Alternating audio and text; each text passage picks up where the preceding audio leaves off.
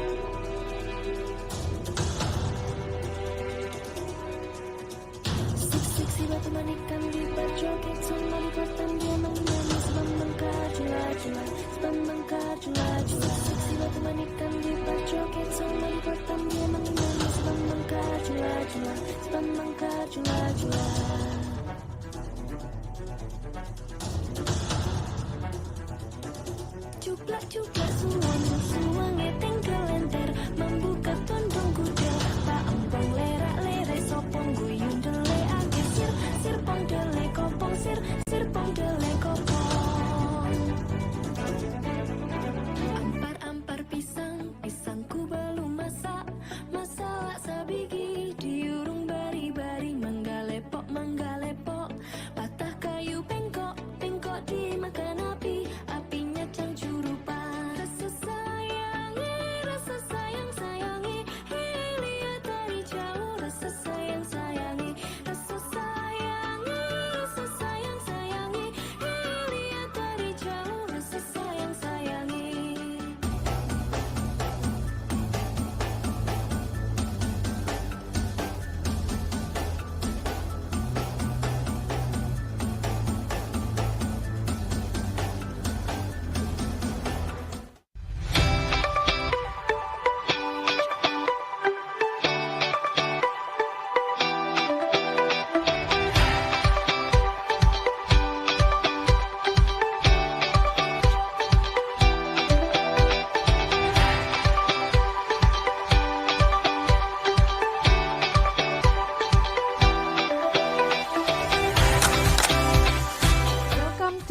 The first international seminar on smart molecule of natural resources 2019 in Malang, Indonesia.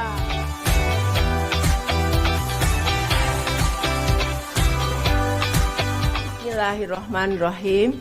The SMART 2019 officially open.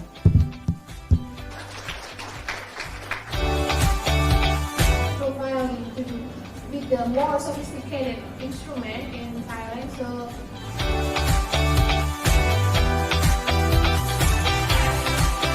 when you tell science, your physical content is so low.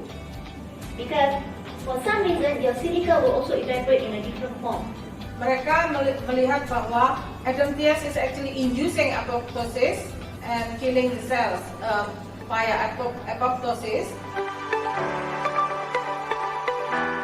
Associate the interaction between these two domains that make this domain start to convert and change the conformation.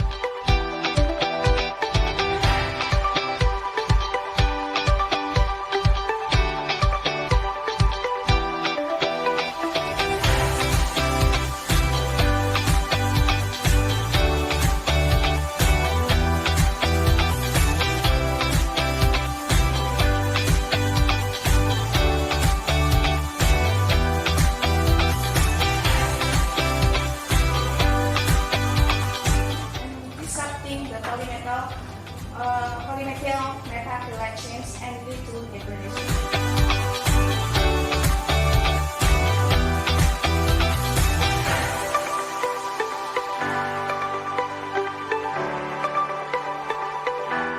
Farnesene with C15, so the molecular structure is in the right side, so sometimes it's difficult to understand it.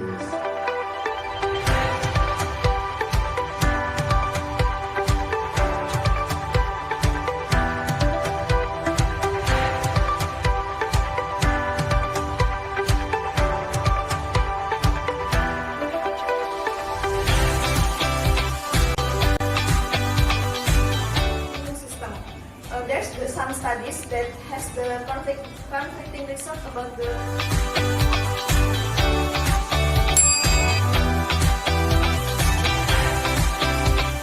treatment will be given as that, so not the dose of SSM.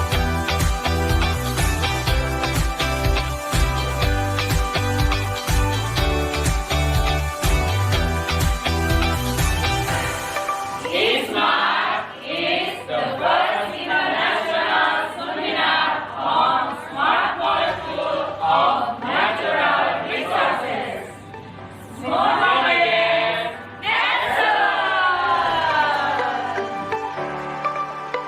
Tiba temanikan di berjoget sama di pertemuan menangis membengkak-jula-jula. Tiba temanikan di berjoget sama di pertemuan menangis membengkak-jula-jula.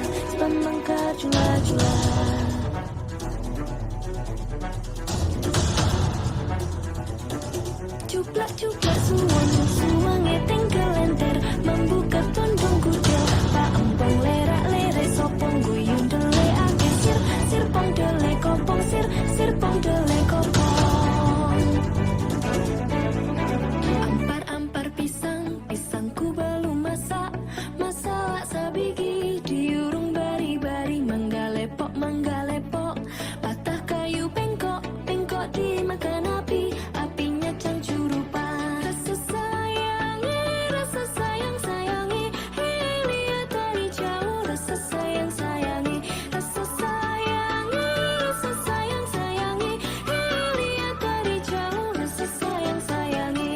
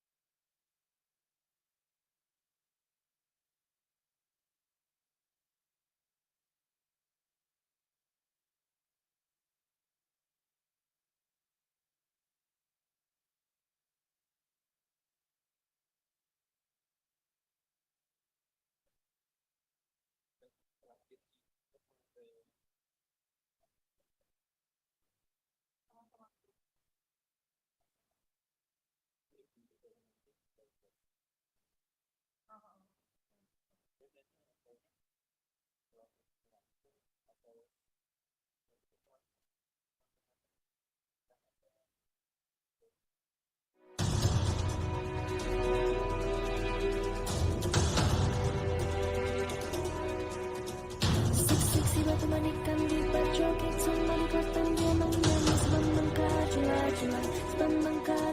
Seksi batu manikan di berjoget sama di kotan dia menyanyi sebab mengkar jula.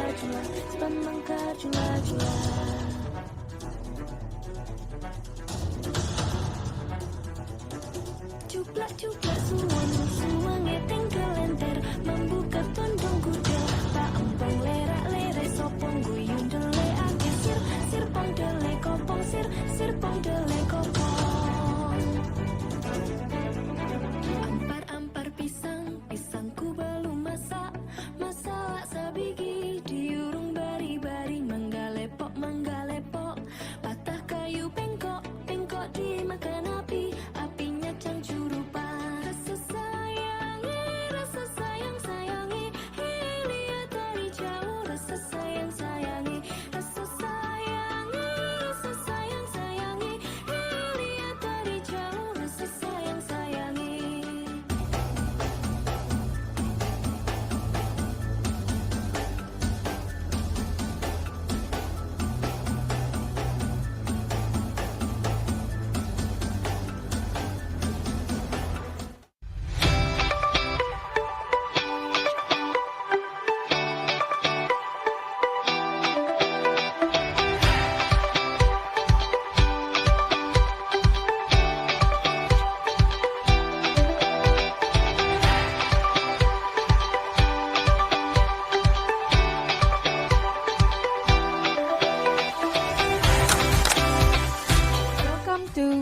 the first international seminar on smart molecule of natural resources 2019 in Malang, Indonesia.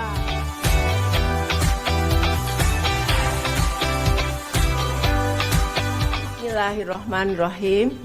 The SMART 2019 officially open.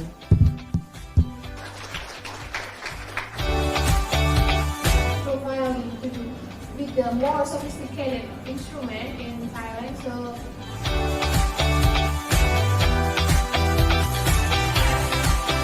when you tell science, your physical content is so low. Because for some reason, your silica will also evaporate in a different form. Mereka melihat bahwa AFOB is actually inducing apoptosis and killing the cells via apoptosis.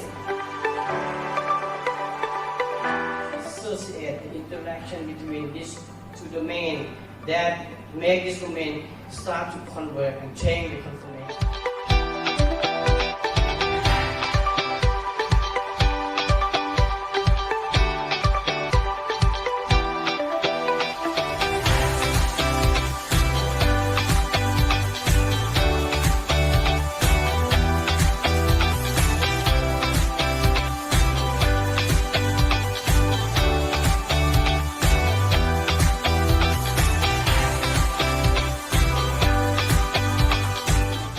disrupting the polymethyl methacrylate chains and lead to degradation.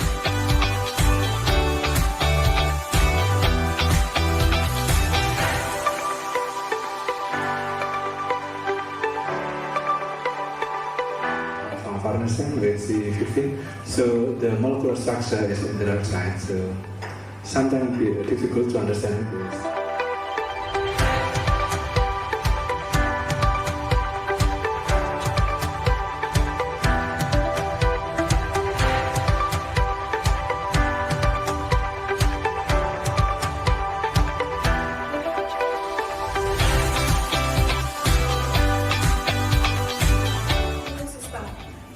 There's some studies that has the conflicting result about the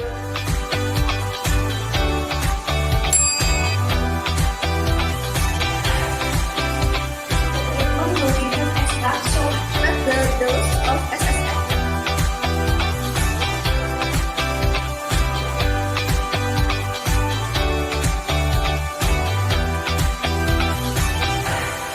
ISSMART is the first international seminar on smart molecule of natural resources. Small molecules,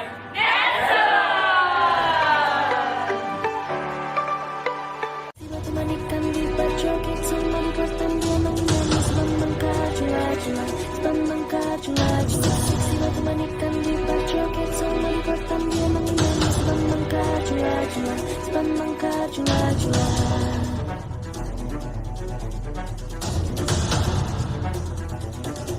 Cuplak suangnya tinggal lenter membuka tondong kudel tak empong lerak-lere sopong guyung dele ake sir pong dele kopong sir pong dele kopong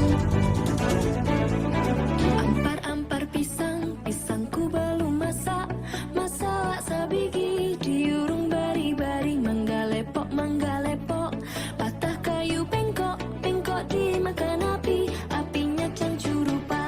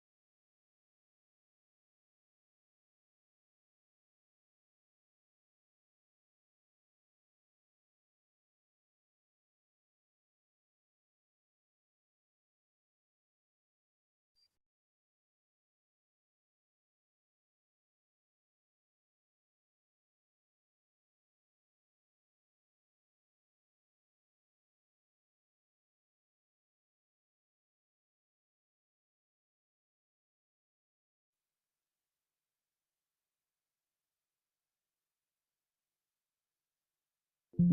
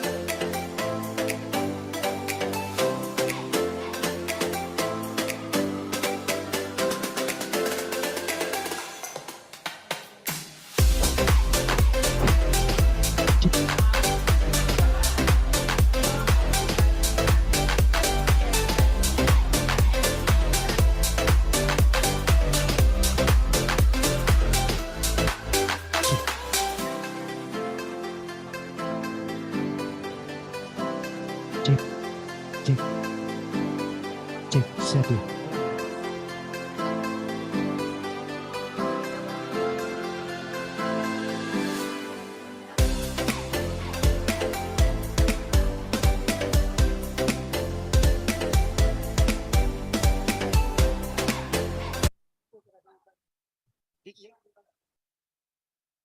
1. Cek, cek, bisa.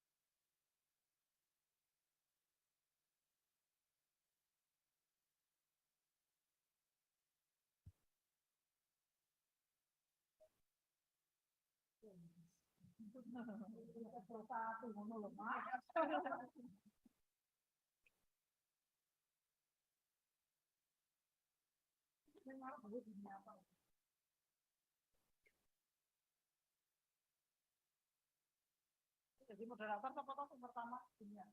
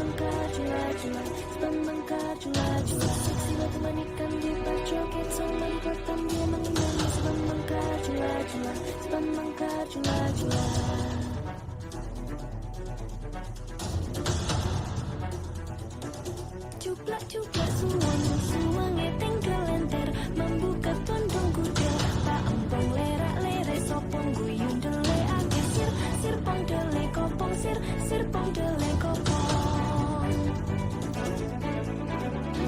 ampar pisangku belum masak sabigi diurung bari-bari manggalepok patah kayu pengkok dimakan api apinya cangcurupan rasa sayangi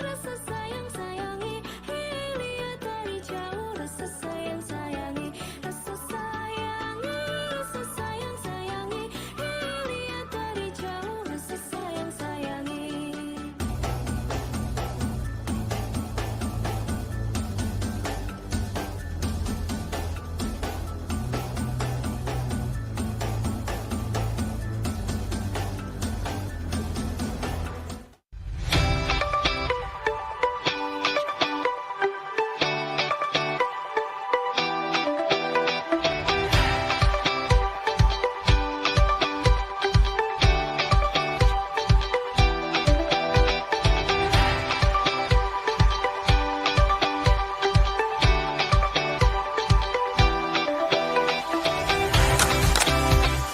Welcome to the first international seminar on Smart Molecule of Natural Resources 2019 in Malang, Indonesia.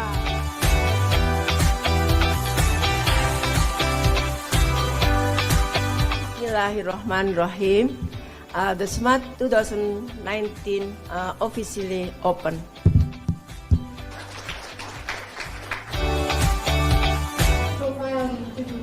With the more sophisticated instrument in Thailand, so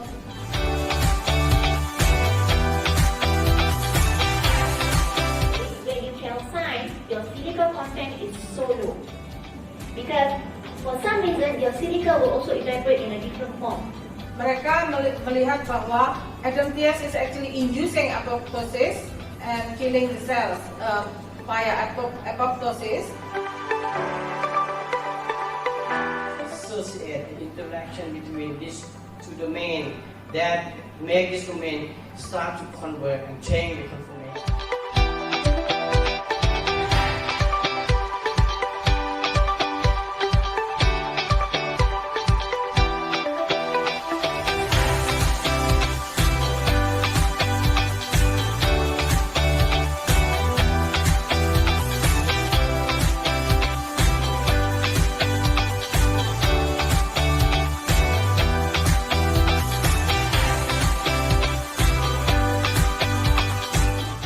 disrupting the polymetal metabolite chains and lead to degradation.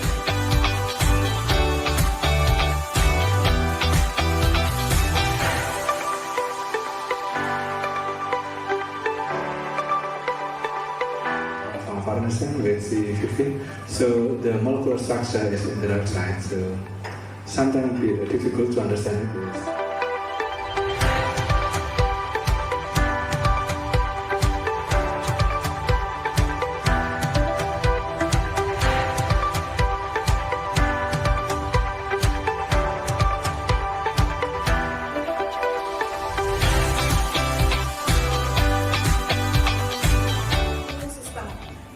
There's some studies that has the conflicting results about the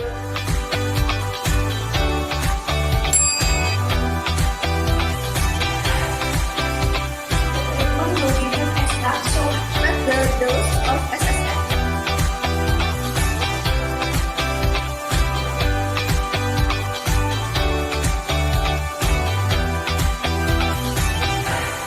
ISSMART is the first international seminar on smart molecule of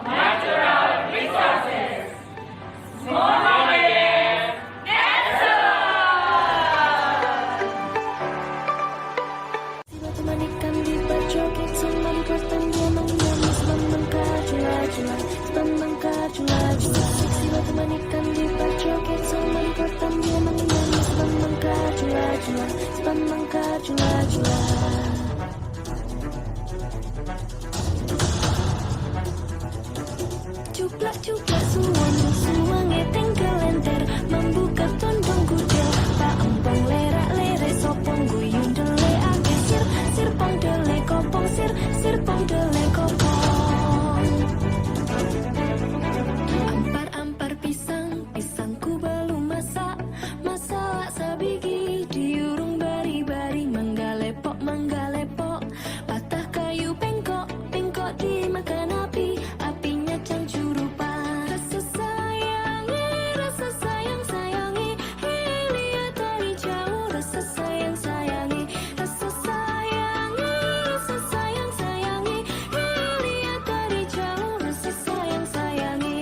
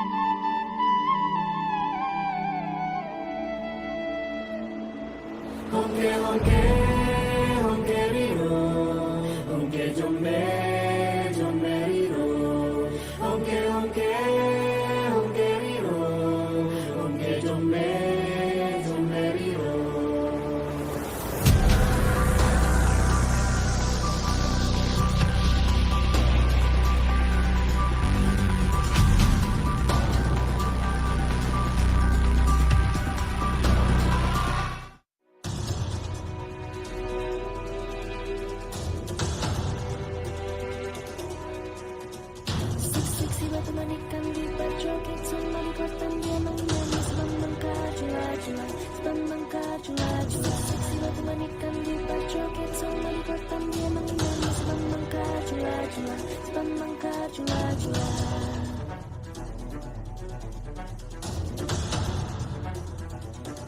Cuplak suwange tinggal enter membuka tondong kuda Pak empong lerak lere sopong guyung dele ake sir pong dele kopong sir pong dele kopong Ampar pisangku belum masak sabigi diurung bari-bari manggalepok patah kayu pengkok dimakan api apinya cangcurupan rasa sayangi lihat dari jauh rasa sayangi lihat dari jauh rasa sayangi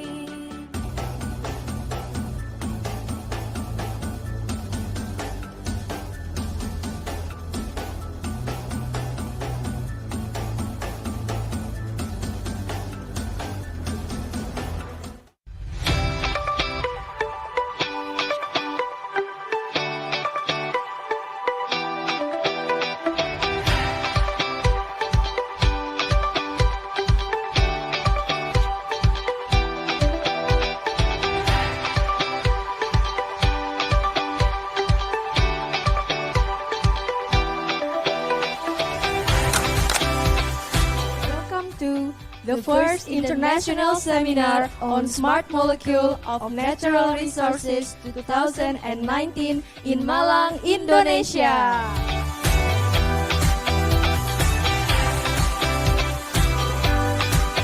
Bismillahirrahmanirrahim. The SMART 2019 officially open.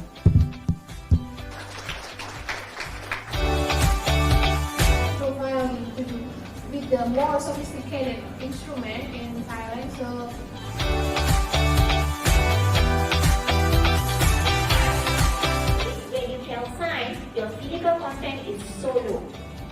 because for some reason your silica will also evaporate in a different form.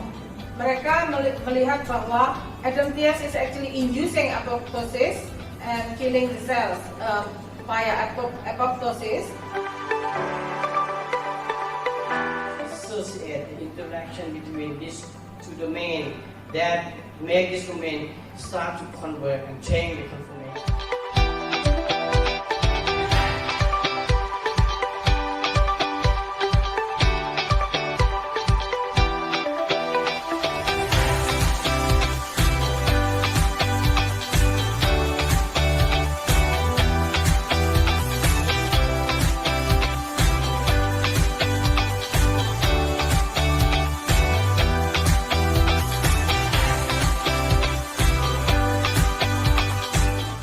Disrupting the polymethyl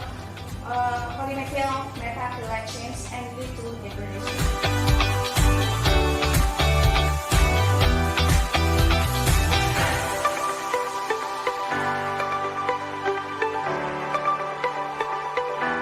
Farnesene with C15, so the molecular structure is in the right side, so sometimes it's difficult to understand this.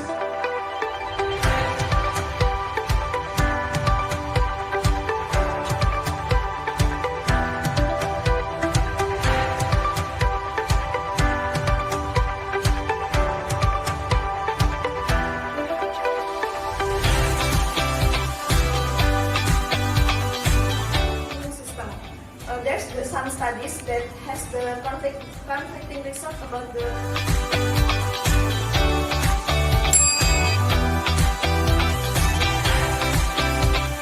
treatment will be used as that, so not the dose of SSM.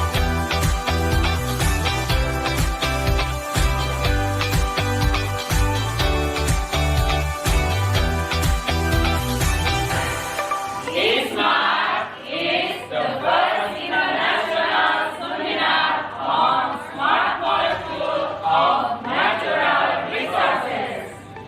More knowledge, action! Tiba temanikan di berjoget sama di pertandingan menangis membengkak-jula-jula Tiba temanikan di berjoget sama di pertandingan menangis membengkak-jula-jula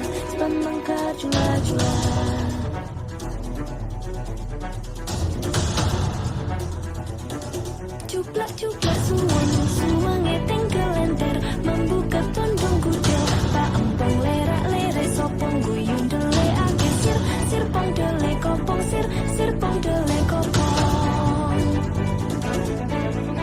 Ampar-ampar pisangku belum masak sabigi diurung bari-bari manggalepok patah kayu bengkok dimakan apinya cangcurupan rasa sayang-sayangi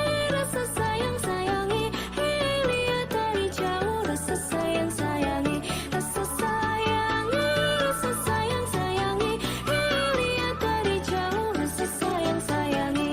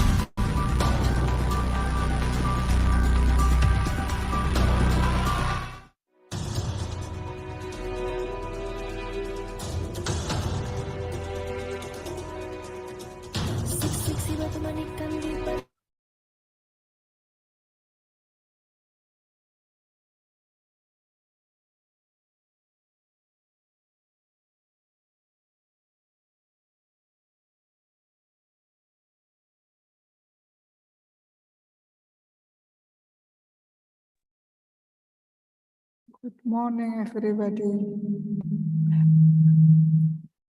Miyajima, Professor Miyajima. Good morning.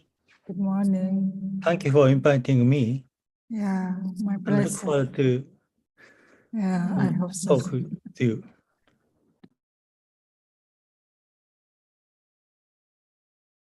Professor Muhammad El Sayed.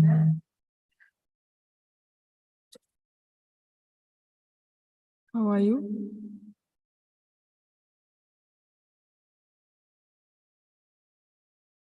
Professor Ni Ahmad Nizam.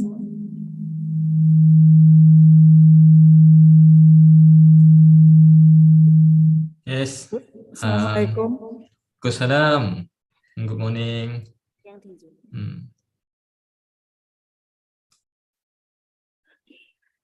Thank you for joining our international conference. Hopefully, all of the keynote speaker and also moderator and participant enjoy for the 2 days international conference.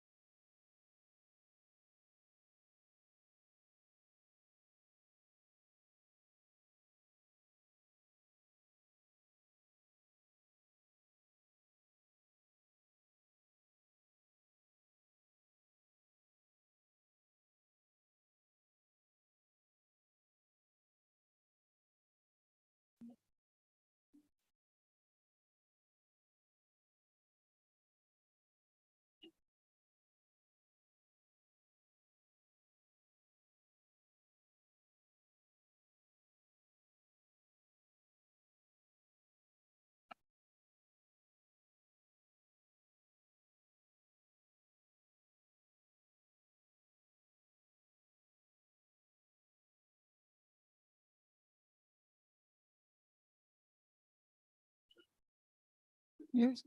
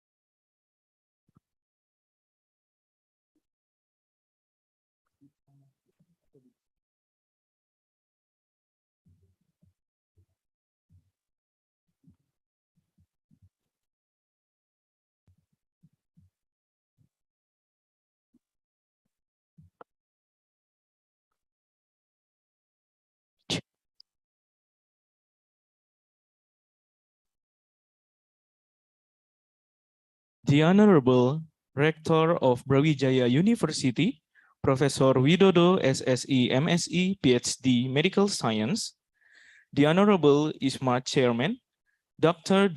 Nia Kurnianingsih M. Biomed, the Honorable ISSMART Keynote Speaker, the Honorable ISSMART Participant Speaker, and all ISSMART speaker and attendants. Assalamualaikum warahmatullahi wabarakatuh. Shalom, Om Swastiastu, Namo Buddhaya, may the peace be upon us. Let us praise and thanks to God Almighty, who has given grace and guidance to all of us. Therefore, we can gather in this occasion in healthy conditions. Welcome to the 4th International Seminar on Smart Molecule of Natural Resources, Asian Federation of Biotechnology 2022.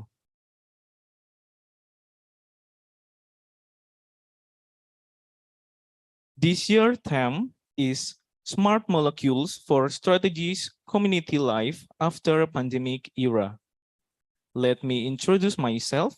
My name is Daniel Sirait, and I will be your Master of Ceremony for today's ISSMART. Before today's agenda will be started, I would like to explain about our occasion. I would like to remind you, when you join this main room, please rename your name into room A or room B _ full name, since you will be assigned to join breakout room after plenary speech. Also, we will distribute the attendance list in the meeting chat. Please fill the form out. Thank you. ISSMART 2022 will run for 2 days in August 24th and August 25th, 2022. The conference schedule for today is opening ceremony, keynote speakers, speech and discussion, awarding certificate for keynote speakers, honorable participant speech and discussions, lunch break, and will be closed by oral presentation for offline participants. Before we begin, let us spend a few seconds in order to pray together. Therefore, ISSMART 2022 will run smoothly. Let the pray begin.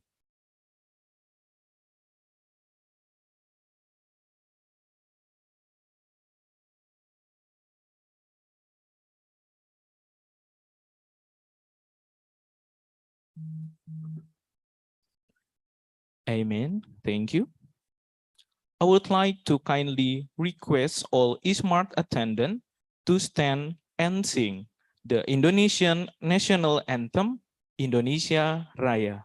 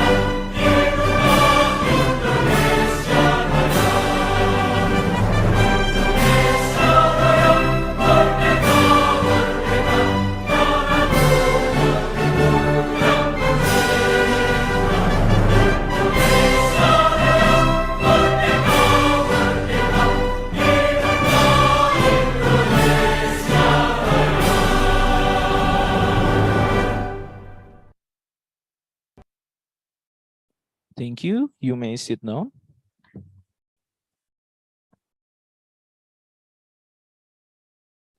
For the first welcome speech, I would like to invite Dr. Nia Kurnianingsih M. Biomed as ISSMART 2022 Chairman to deliver a welcome speech. To Dr. Nia, please, the time is yours.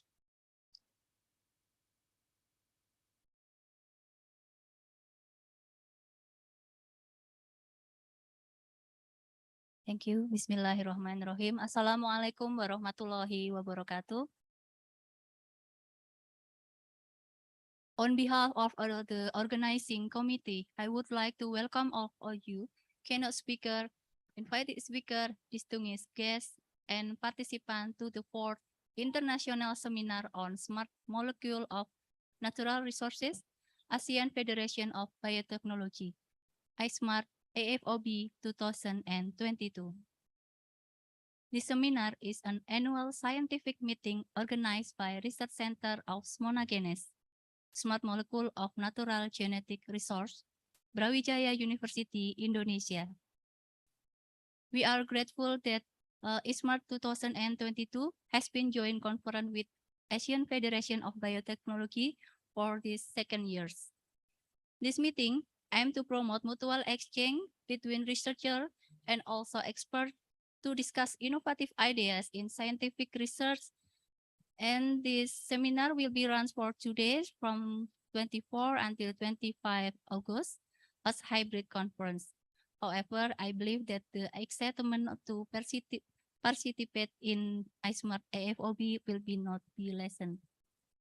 This year's theme, Smart Molecule for Strengthening Community Life After Pandemic Era, which cover a broad range of research fields with various scope of biochemistry, bioinformatics, biophysical science, biomedical engineering, herbal medicine, nutrigenomic and nutrigenetic, medical physics, molecular biology, and neuroscience. This particular theme is intended to promote recent advance in the field of natural genetic resource, importantly to address global issue that is outbreak of the coronavirus. This international forum also provides a platform where national and international academia or researchers, policymakers, and other stakeholders to transfer technology, exchange ideas, help stimulate a multidisciplinary international collaboration in a convergent manner for shaping a worldwide sustainable development. The selected paper of the conference will be published in Journal of Tropical Life Science or in Journal Science and Technology Indonesia. Both are indexed by Scopus, also in Majalah Kesehatan that nationally accredited as Cinta 2. Around 70 people registered to this seminar. They consist of 43 presenting participants, about 11 non-presenting participants, and 6 keynote speakers. They are all from more than 5 countries. I would also like thanks to Head of Monagenes Research Center, Professor Fatia, PhD, to our keynote speaker, Professor Katsuhiro Miyajima from Tokyo University of Agriculture, Japan, Associate Professor GSM Dr. Nik Ahmad Nizam Nik Malik from University Technology Malaysia, Professor Fatia, PhD from Brawijaya University, Professor Dr. Mohamed El Sayed Mohamed from Zakasik University, Egypt, Dr. Nurhadi Ibrahim, PhD from Universitas Indonesia and from Indonesian Physiology Society, Professor Montarob Yamabai, PhD from School of Biotechnology, Suranare, University of Technology, Thailand.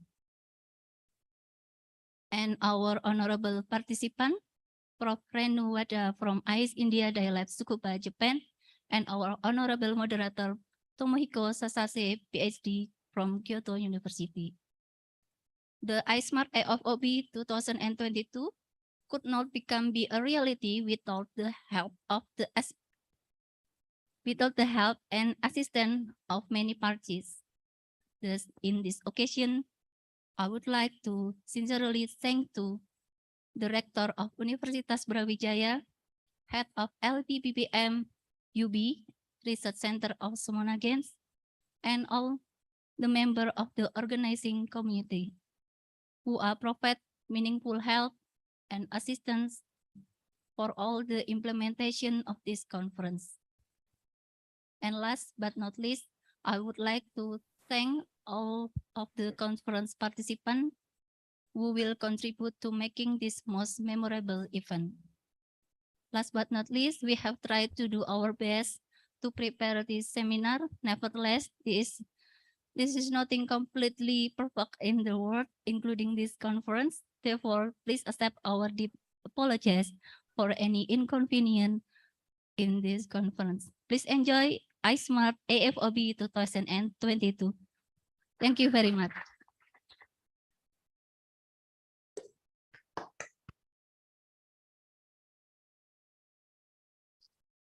Thank you, Dr. Nia, for the welcoming speech. For the opening speech, I would like to invite Professor Widodo, SSE, MSE, PhD Medical Science, as Director of Brawijaya University, to deliver an opening speech. For Professor Widodo, please, the time is yours.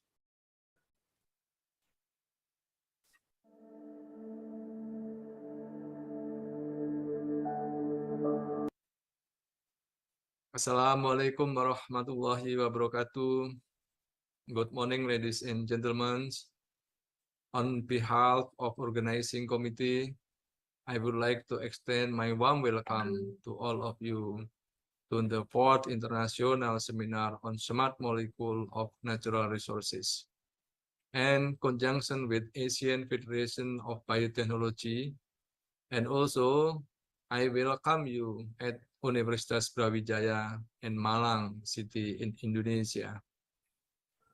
In this year, ISSMART 2022 has officially supported and collaborated with AFOB, Asian Federation of Biotechnology, that makes this occasion is more exceptional events. ISSMART is held annually starting 3 years ago, that organized by Research Center of Smart Molecule of Natural Genetic Resources, or usually we call SMONAGENS, one of the very active research center at Universitas Brawijaya. This seminar aims to promote mutual exchange between scientists and experts to discuss new research in the field of theoretical and experimental of smart molecule from natural resources. The seminar facilitates researchers and academic members or experts from university, government institutions, private sectors, and non-government organizations to share their knowledge. I believe this event should bring advantages for all of participants for learning many new aspects, either from keynote speaker or general participants. Finally, I would like to express my gratitude to all of keynote speakers and for all of participants for their experts and knowledge that they share in this conference. And also special thanks are extended to the member of organizing committee for their hard work in bringing this conference. Also, I would like thanks to all of the conference participants who will contribute to these events. And please enjoy ISSMART AFOB 2022 and have delightful seminar. Thank you. Wassalamualaikum warahmatullahi wabarakatuh.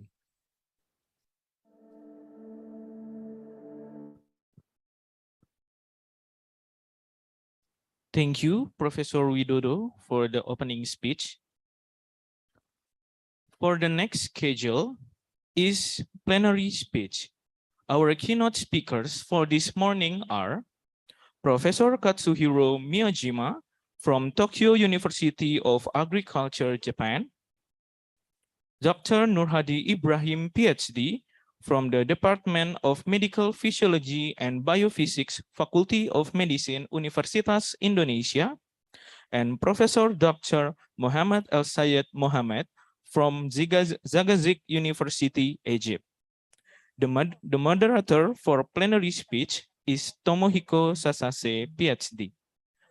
For Dr. Tomohiko Sasase, please, you may start the session. Okay, thank you very much. Good morning, everyone. Thank you for joining today. Can you hear me? Is it okay? Okay. Okay, now I'd like to open plenary session in the first day of ISSMART 2022. I'm a moderator of this session, Tomohiko Sasase from Kyoto University, Japan. In this session, we have 3 keynote speakers from Japan, Indonesia, and Egypt. Each speaker has 30 minutes for presentation. And after 3 presentations, We have 15 minutes for total discussion. Now, I'd like to welcome our first speaker from Tokyo University of Agriculture, Japan, Professor Katsuhiro Miyajima. He's a veterinarian and also he's a member of Food Safety Commission of Japan. Today, he will talk about the possible biomarker of progressing risk of COVID-19. So Professor Miyajima, please start your talk. Good morning, everyone. I just prepared my presentation.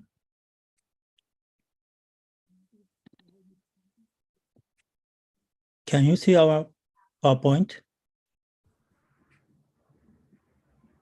Yes, it's okay. Okay, thank you very much.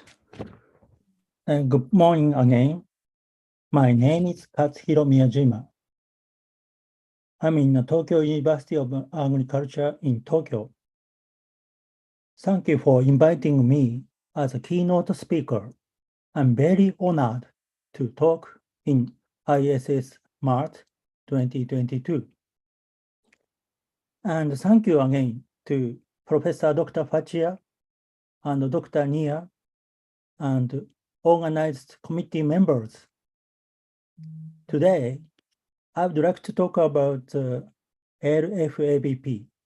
LFABP means liver type fatty acid binding protein as a biomarker of severe disease of COVID-19. This slide shows the background situation. Novel coronavirus, it also called SARS-CoV-2, has spread all over the world, causing pandemic.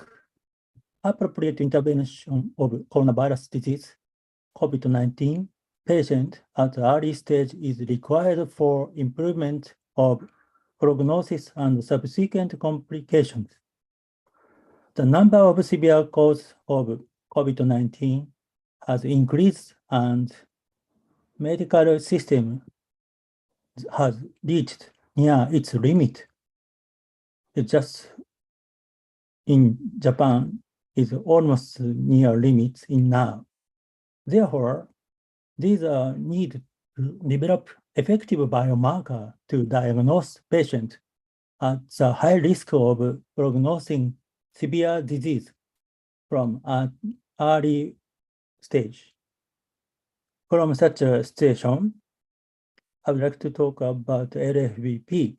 LFBP has potential utility as an early prognostic biomarker ahead of traditional severity scores. We investigated the background mechanism of urinary LFBP excretion through non-clinical animal models of thrombus formation, which is the cause of aggregating factor in COVID-19.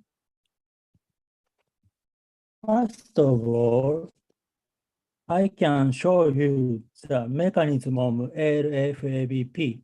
LFABP is one of the fatty acid binding protein existed in proximal tubules in the kidney.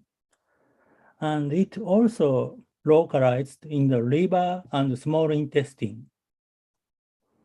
LFBP is involved in the energy production and homeostasis. LFBP is binding to free fatty acid and it promotes its transport to mitochondria in cytoplasm. When the occur in ischemia or reperfusion, discharged into the urine when the oxidative stress caused before renal damage progresses.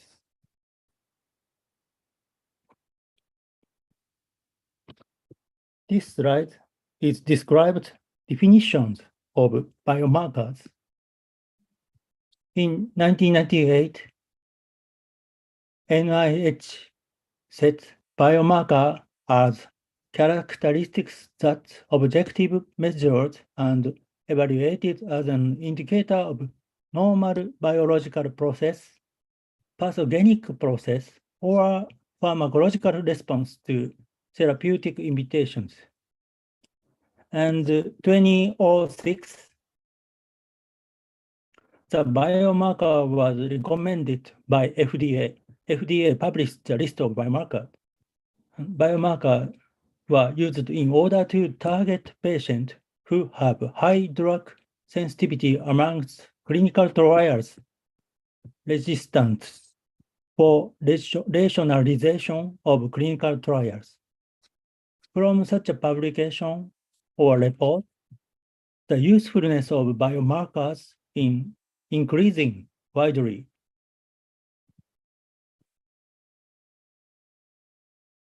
I would like to talk about LFABP as a kidney biomarker.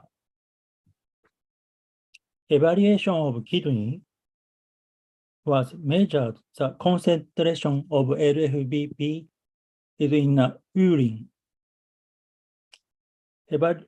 Elevated level of LFBP in urine can provide an early assessment of normal damage, progression, or deterioration. It's beginning to be used as a biomarker for renal damage. And already mentioned it, but in case of oxidative stress generated by peritubular ischemia and the perfusion injury, convert free fatty acid into highly cytotoxic lipid peroxide. LFBP bind to such a peroxide and exit from the cell. There are many biomarkers in the kidney, including glomeruli and tubules, albumin, type 4 collagen, beta microglobulin, alpha-1 microglobulin, NAG. In case of LFABP, it's categorized in the new biomarker before the progression of cellular damage reflected stress on the tubules.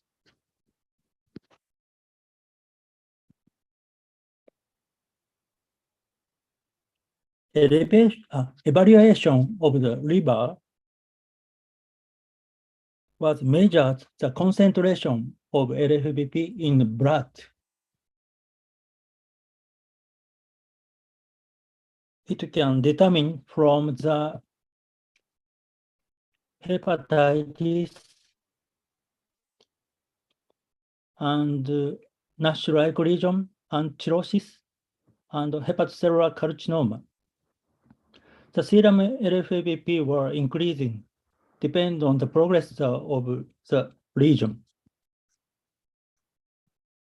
The concentration of LFBP is very correlated with such symptoms. And LFBP is correlated with hepatotoxicity-related parameters, including AST/ALT, and it also correlated with NAS score. NAS score means NASH score in histopathologically.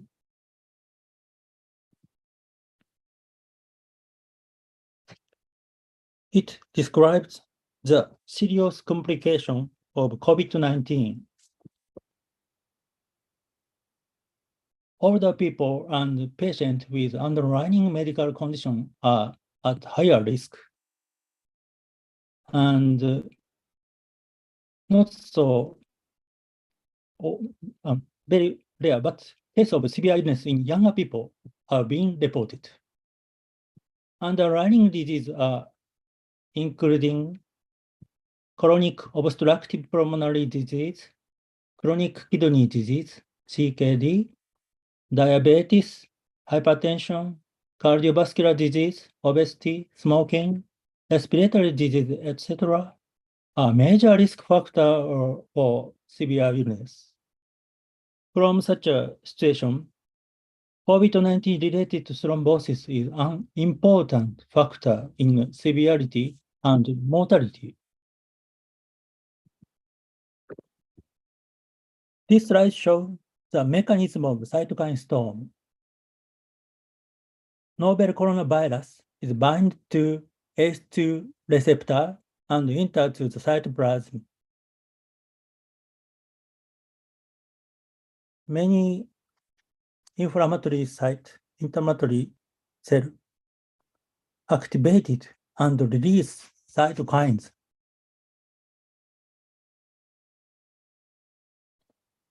Uncontrolled release inflammatory cytokine activated immunocyte each other.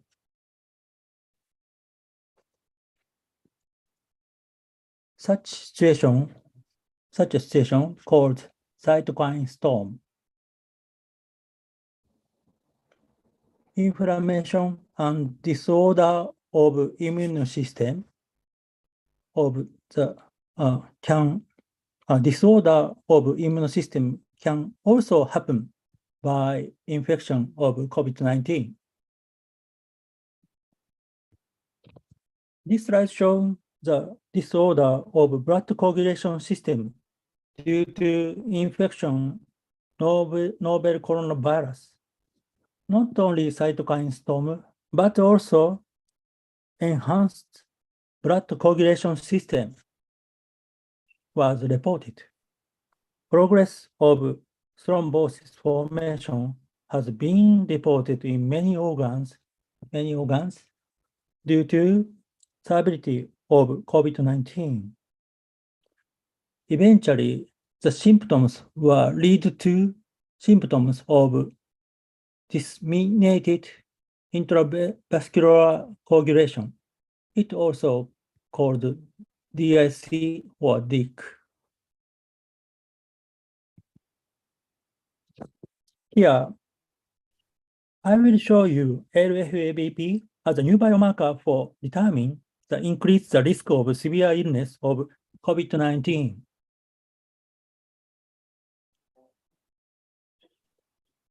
Possibly increase in the number of severe disease patients due to COVID-19. Early biomarker that could predict the risk of severe disease were desired. Blood thrombosis formed in various organs due to immunology abnormalities or abnormalities in blood coagulation system. From such information, last year, LFABP has already started to be used to clinical practice as a predictive biomarker of severe illness of COVID-19.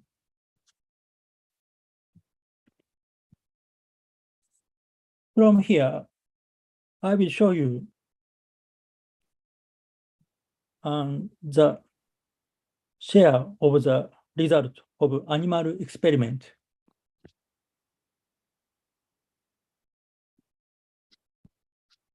We conducted a second experiment for the first of all is validation of LFBP as a biomarker of severe disease. And the second theme is verification of drug efficacy.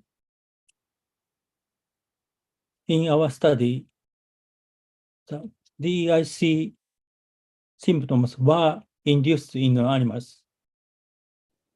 Human LFBP transgenic mice were used in our studies.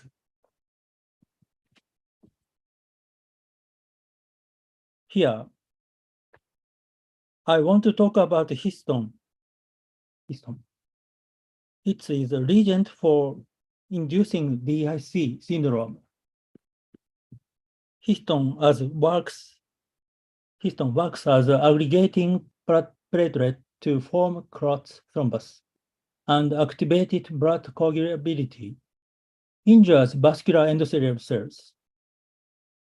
And intravenous administration of histone induced the development of DIC. This slide shows the increase the level of LFABP in urine after 3 hours single dosing, and then decreased gradually.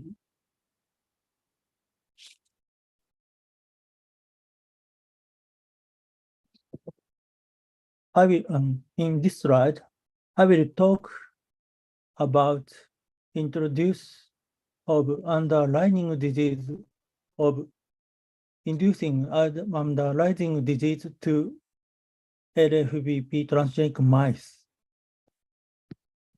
The risk of severe symptoms of COVID-19 is enhanced in the patient with obese and diabetes mellitus.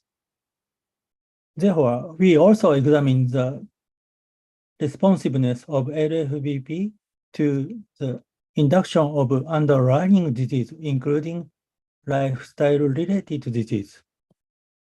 To induce the obese and fatty liver, high-fat diet was fed.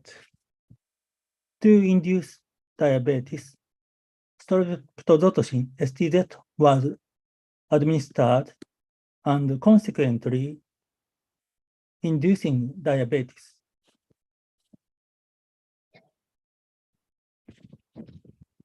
This slide shows the study design. 20 animals were used in this study. The animals were divided into the 4 groups: control, obese, diabetes, and metabolic syndrome. Metabolic syndrome means high-fat diet plus STZ combined group. In 4 and 5 weeks of dosing period, feeding period, STZ was injected. And last day of the feeding period, histone was injected dosing at 30 mg per kilogram on the before day necropsy. Urinary samples were collected at 0, 3, 6, and 23 hours after histone dosing. And human LFBP concentration was measured by using ELISA kit. Histopathology and gene expression of the organs were also conducted by using sampled tissue. This slide shows the results of LFBP concentration. The increased level of LFBP in urine after 3 hours are also observed. In addition, significant increase in the level of LFBP were observed in high-fat diet group and high-fat plus STZ group. And a little bit increase were also observed in the STZ group. And this slide shows the background, the situation of our studies. First, this slide shows the body weight and organ weight. The significant increase in the body weight were continuously observed in a high-fat diet group. And the final body weight were also increased in high-fat diet group and high-fat plus STZ group. In organ weight, the increase the organ weight of the fatty tissue, adipose tissue, is also observed in fatty group, HFD group, and HFD plus STZ group. This slide shows the blood biochemistry, triglyceride, total cholesterol, and glucose in the blood.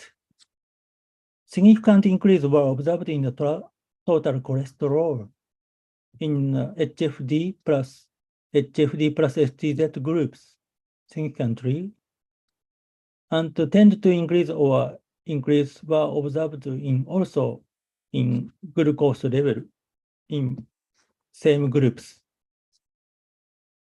However, no increase were observed in the STZ-only group in our study system. This slide shows the histopathology of kidney, control, high-fat diet, streptozotocin, and HFD plus streptozotocin. Urinary cast were observed in the treated group. This means the score of histopathology. And very small inflammation were observed in HFD plus STZ groups. Next, this slide shows the histopathology of the liver. Fatty control, high-fat diet, diabetes, and metabolic syndrome group. Fatty change of the liver were observed, HFD fat group and metabolic syndrome group. The score is here. From here, I would like to show you the gene expression of tissue and its coagulation related factors. First, other blood coagulation related factors increase the tissue factor were observed, high-fat diet in lung and high-fat diet plus STZ group in kidney. The tissue factor works as an initiator of exogenous coagulation reactions. Then, plasminogen activator in tissue type were also observed. The change were same as tissue factor. And then the gene expression of plasminogen activator inhibitor 1 were increased in high-fat diet in lungs. I1 works as a inhibit fibrinolytic reactions and promotes thrombus formation. This is a summary of gene expression of blood coagulation related factors, especially in kidney, in the high-fat diet group and high-fat plus STZ group. So increase the blood coagulated factors were observed.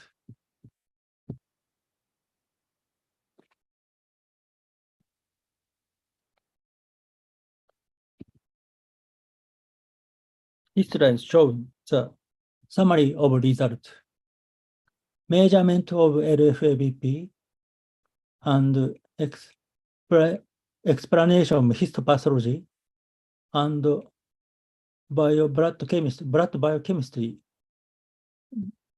The result is already mentioned. From such a result, an association is found between increased measurement of urinary LFABP levels and mild histopathological changes. This slide shows discussion and summary. The urinary LFABP level increased from an early stage. It suggested that LFABP is a useful biomarker. Both high-fat diet and high-fat diet plus STZ treated groups had higher urinary LFABP levels at 3 hours after histone dosing, and inflammation and lesion such as urinary casts in the renal tubules, suggesting of the glomerulus dysfunction. Gene expression analysis has experimentally demonstrated that blood coagulation is enhanced as thrombogenic factors tend to be higher in the obese and diabetes mellitus compared to the control groups. From such a result, experimental evidence was available that diabetes and obesity conditions may increase the risk of severe by new coronavirus infection. And then I will show you the second experiment.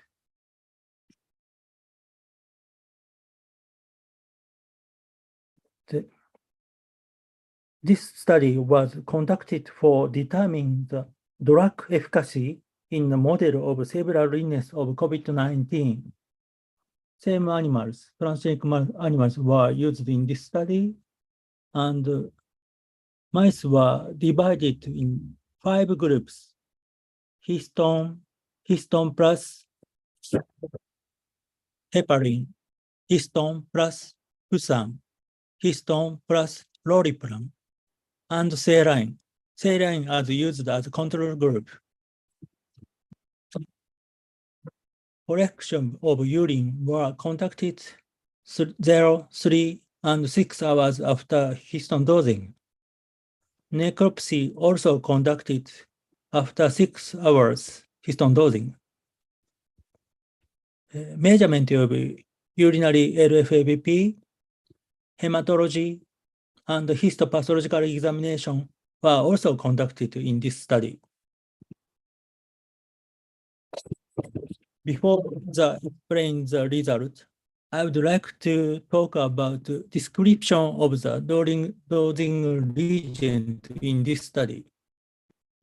First, histone. Histone has already mentioned, but histone, because histone could aggregate platelets, activate coagulability, and injure vascular endothelial cell. Intravenous injection of histone induced septic leak, DIC. And from here, I would like to introduce about the drugs. First, heparin. Heparin is one of the anticoagulates, and it's used to treat thrombolism and DIC and to prevent embolism. Fusan is also called nafamostat. It's usually used to improvement acute symptoms of pancreatitis, DIC, and prevent coagulation of perfused blood during the extracorporeal circulation. And then loripram. Loripram is a selective inhibitor of PDE4. There are reports of its use in treatment of autoimmune disease, Alzheimer's disease, accelerated cognition, and respiratory disease such as asthma and COPD. These drugs were used in our study. And this slide shows the result of the study. First, urinary human LFABP level were increased after 3 hours for histone dosing and decreased gradually. On the other hand, the reduction of the increase of LFBP level were observed in drug treatment group. Heparin, loripram, and fusan. The significant decrease were observed at 3 hours after dosing. These graphs show the histopathology and gene expression. Significant decrease of and depressed were observed heparin and loripram group. Tend to decrease were also observed in the fusan injected group. This slide shows the hematology No significant change were observed in WBC, white blood cell, and platelet count. Not so significant changes. This slide shows the discussion on the summary. Histone administration caused kidney injury. Drug administration partially suppressed such injury. Heparin and loripram clearly inhibit histone action. And Fusan mildly reduced histone-induced effect. From such results were consistent with urinary LFBP levels. Urinary LFBP level was considered to be more effective early biomarker than mode of platelet or white blood cell. This slide is the conclusion of my presentation. Urinary LFBP was found to be relevant as a biomarker for DIC in animal model as well as in humans infected with COVID-19. High-fat diet feeding and streptozotocin administration markedly increased urinary LFBP level. It was experimentally verified that risk of severe disease is high in patients with underlying disease. LFBP urine demonstrated reduction of DIC induced by histone administration with several drugs. We acquired these results. I just conclude human LFBP might be highly responsive even in a very mild renal impairment. Since urinary LFBP is non-invasive biomarker and rapidly available, it's expected to be widely used in the prediction of risk of severe disease of COVID-19 and in the treatment studies. And this slide shows the graphical abstract in our presentation. Not only patients, but also in humans can exhibit the same symptoms in severe risk of COVID-19. There are many coagulated changes were observed in animals, and it's related to concentration of urinary LFBP content.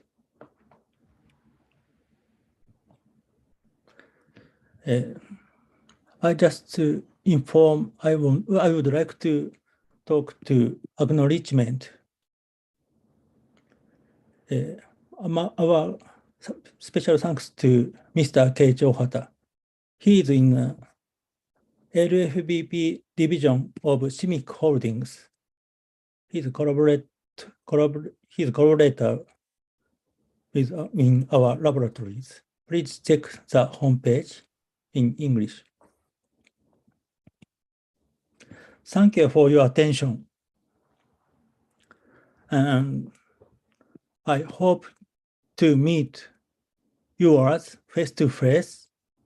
My last visit to Malang, Brawijaya University in 2017. I look forward to seeing you. Thank you very much. Terima kasih.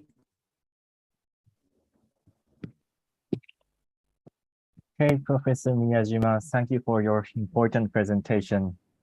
And we will take discussion time after next two presentations. But before the next presentation, we'd like to take photographs of participants online. So committee member, can I ask you to take photograph?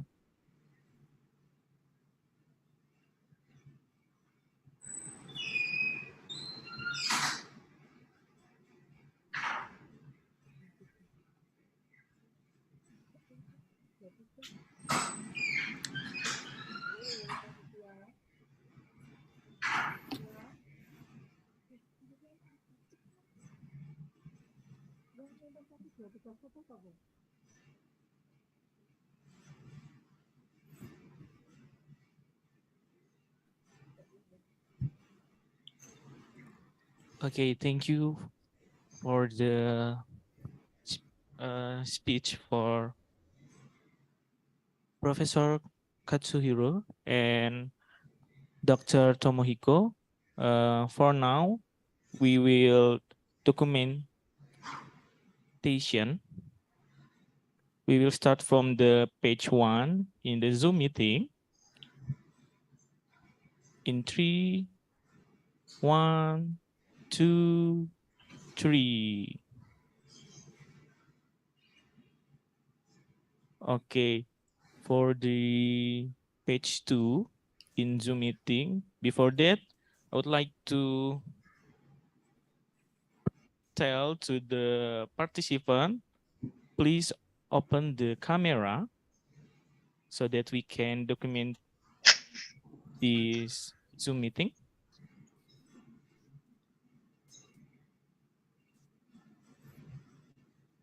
Okay, maybe we start again from the page 1.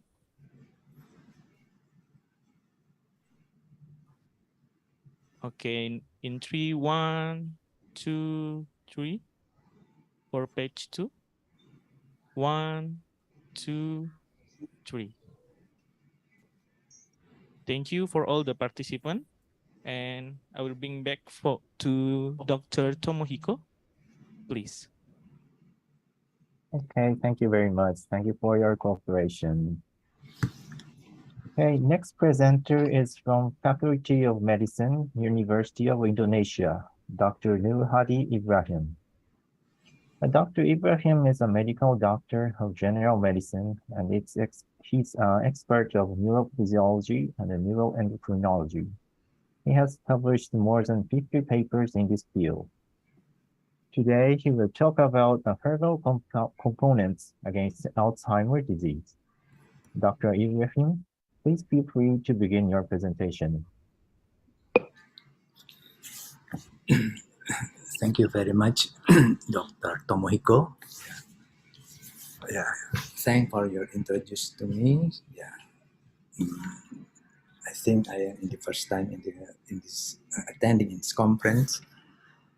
Yeah, and I thank also for committee for invite me to share knowledge about our topic. Yeah, especially my topic is about we will to develop some natural product from Indonesia, especially Central Asiatica, for coping the post-COVID, the effect of post-COVID or long COVID disease. Yeah, first of all, I introduce me. I'm from Medical Faculty of Universitas Indonesia, and after finish, I will go to the Kitakyushu, Fukuoka, to study by scholarship from Momusho. Like that, yeah. Maybe and I finished. I study about the electrophysiology, especially neurophysiology and neuroendocrinology, to study about the effect of what mean the not effect the effect of the GABA B receptor or influence GABA B receptor in the SON neuron to regulate water homeostasis. And my supervisor is maybe now is retired, Professor Hiroshi Yamashita, and also associate professor is the Izumi. Izumi now he's a professor in the I think in the North Japan. Now it's my laboratory. He's the head of my laboratory in Japan. This is the Professor Yuichi Ueda. after I finished, I study using the patch clamp. In the beginning of the at the end of in the beginning of the 1999, until 1998, not 1994. I think what I mean, and 1998, 1999, and then I go to postdoctoral in the Oregon University of Health and Science. Now is the before that this is Oregon Health Scientific and Scientist. I'm postdoctoral about the 30 half years. I also study almost the same in the hypothalamus, but the different nucleus in the Oregon. I study about the regulation of the mu opioid receptor in the nucleus aquatic to regulate our reward behavior. But after I back to Indonesia, I have the instrument patch clamp. So I will to try to develop the neural culture for maybe next if I have the patch clamp instrument, I will to study in the by using the neural culture.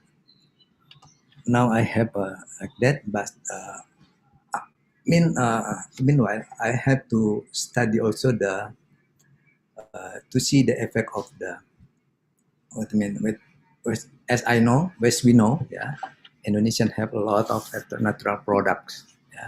So I will to try to see the effect of the some natural product, especially for see the effect of the neuroplasticity, neuroregeneration or neurogenesis, and especially neuroplasticity. So right now we know we have a pandemic about the COVID-19. Also the effect, long effect of the COVID-19 is the neurodegeneration. As we know as the Alzheimer. Alzheimer. This is one of the effect of the COVID-19. So I had to develop. Maybe we can also collaborate to another laboratory, especially in Indonesia. Have to collaborate to develop. Especially another kind of the natural product. Many kind, but I have to focus now is the the Centella asiatica. But until now, we have a problem to see directly to the viral the COVID SARS-CoV-2 to see the effect of to the neuron using the and to see the effect of the Centella asiatica. So I will to share my but the initially I will to see the effect of the compound of the Centella asiatica in the effect the Alzheimer, especially then one neurodegenerative disease effect of the COVID post-COVID. So by molecular docking, analyze the compound, some compound of Centella asiatica. You can see the against the especially neurodegeneration, Alzheimer disease, target protein, and using the some method, we have to see the effect. This is just initially. I'm sorry, I just initially study to the effect of the Central Asian compound again to Alzheimer disease after to post-COVID infection. Okay, as we know, this is the until now the COVID-19 and the effect one of the effect to neurological disease is the Alzheimer disease. The Alzheimer disease also we know it's a problem our community, in the world, not only in Indonesia, in the world, which they have a problem, because they have no depend on another, for daily life, so they have a problem. So we have to see what the effect of whether the effect of the Central Asia to protect and to alternative therapy for the neurodegenerative disease, especially Alzheimer disease. So we can to try one of compound of the Central Asiatica. I'm study the Central Asia maybe from the 2005, and I study to see the effect of the extract Central Asiatica to the neural growth, using the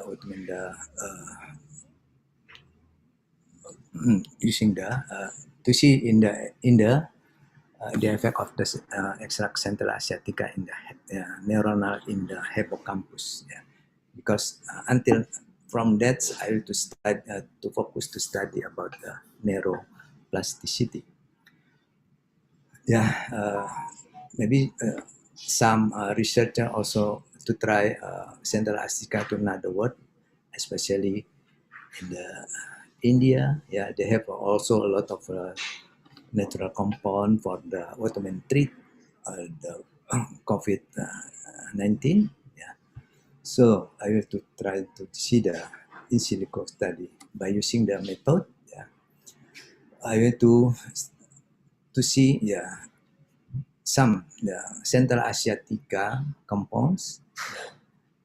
We can see the highest affinity to see the from compound of the Central Asiatica. I'll choose the 7 acetic acid, acetylcoside, madecoside acid, madecoside, and madacetic acid, and terminalic acid. And also my some research and also the to see many kind of the compound of another compound in the Central Asiatica, especially resource from Indonesia. But in the study we have choose only 7 because they have affinity to high affinity to the neurodegeneration. For the target we can see by using we know about the pathogenesis and pathophysiology of the neurodegenesis. This is the link of the two AC angiotensin converting enzyme, beta side IPP cleaving enzyme 1, and also glycogen synthase kinase 3. This is the protein pathway to the Central Asiatica compound. So molecular docking was we conducted using Autodocfina in Unix-based script. I will to see you about the result initial result of our study. For the docking, especially for the GSK3 glycogen synthase kinase, we can see they one especially acetylcoside, they have a binding energy higher. Excuse me, Dr. Ibrahim, could you show the slideshow with a full screen? Deserting, what mean? Could you show the slide with full screen, full slideshow? Full screen, okay, full screen. Thank you very much. I'm sorry. This is the initially result of docking, especially for protein, one protein group, glycogen synthesis kinase 3. We can see compare between native ligand and also the using the active one are the active compound acetylglycoside. Acetylglycoside, they have a higher affinity, energy binding to the glycogen synthesis kinase. And another protein, this is a beta site cleaving enzyme 1, also acetylglycoside binding energy. They have a high affinity, to the combined to the combined docking to the base 1. Yeah, this is the our results study. Yeah, this is the acetylglycoside. They have active compound of the bioactive compound in the central acetica have to the the affinity of binding energy for the especially for the native ligand, interaction native ligand to the alternative therapy for the treat of the neurodegeneration, especially Alzheimer disease. Yeah, this is our conclusion. We have no result until now because we have to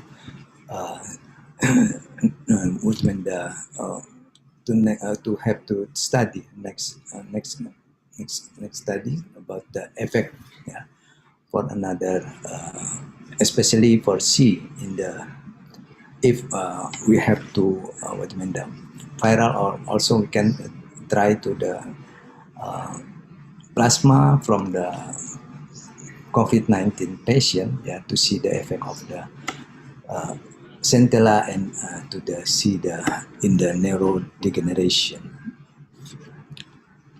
This is a fruitful study. We can, especially we can develop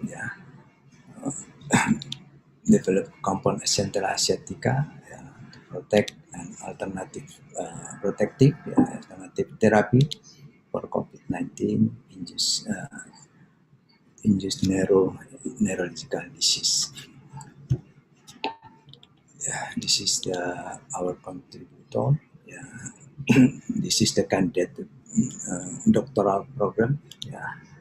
In our faculty, the Department of Medical Chemistry. The staff of the Department of Medical Chemistry, FM Universitas Indonesia. Also in our institute, special institute for the medicine, for the education and research in medical medicine. In medicine, they have also work in the bioinformatics core facility, and now he is the candidate master. I think now this is the institution. Also, they work as a master program in the medical. Now is the candidate doctor in the same of the doctoral program in the Faculty of Medicine, Universitas Indonesia. This is my references, and thank for your attention. I'll back to the Dr. Tomahiko. Thank for your attention.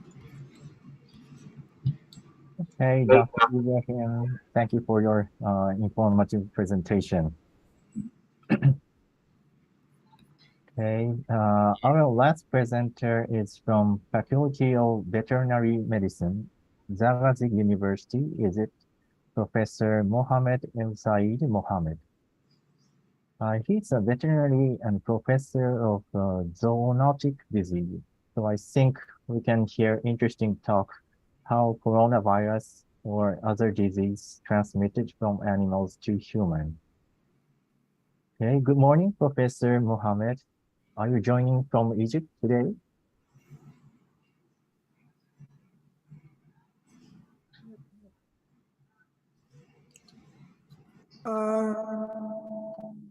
Unmute.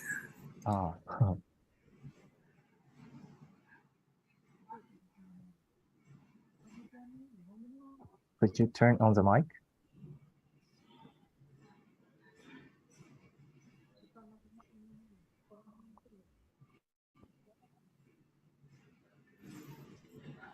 still mute. Mic. Please,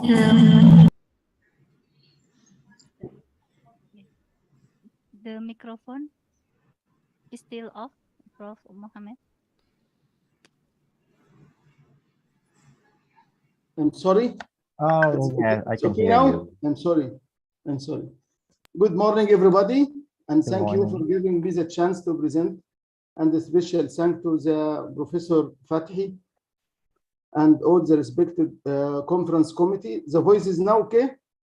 Yes, it's okay. Thank you. And I hope a successful conference for all of my respected colleagues. And now I would like to share my presentation about the infectious diseases between human and animal.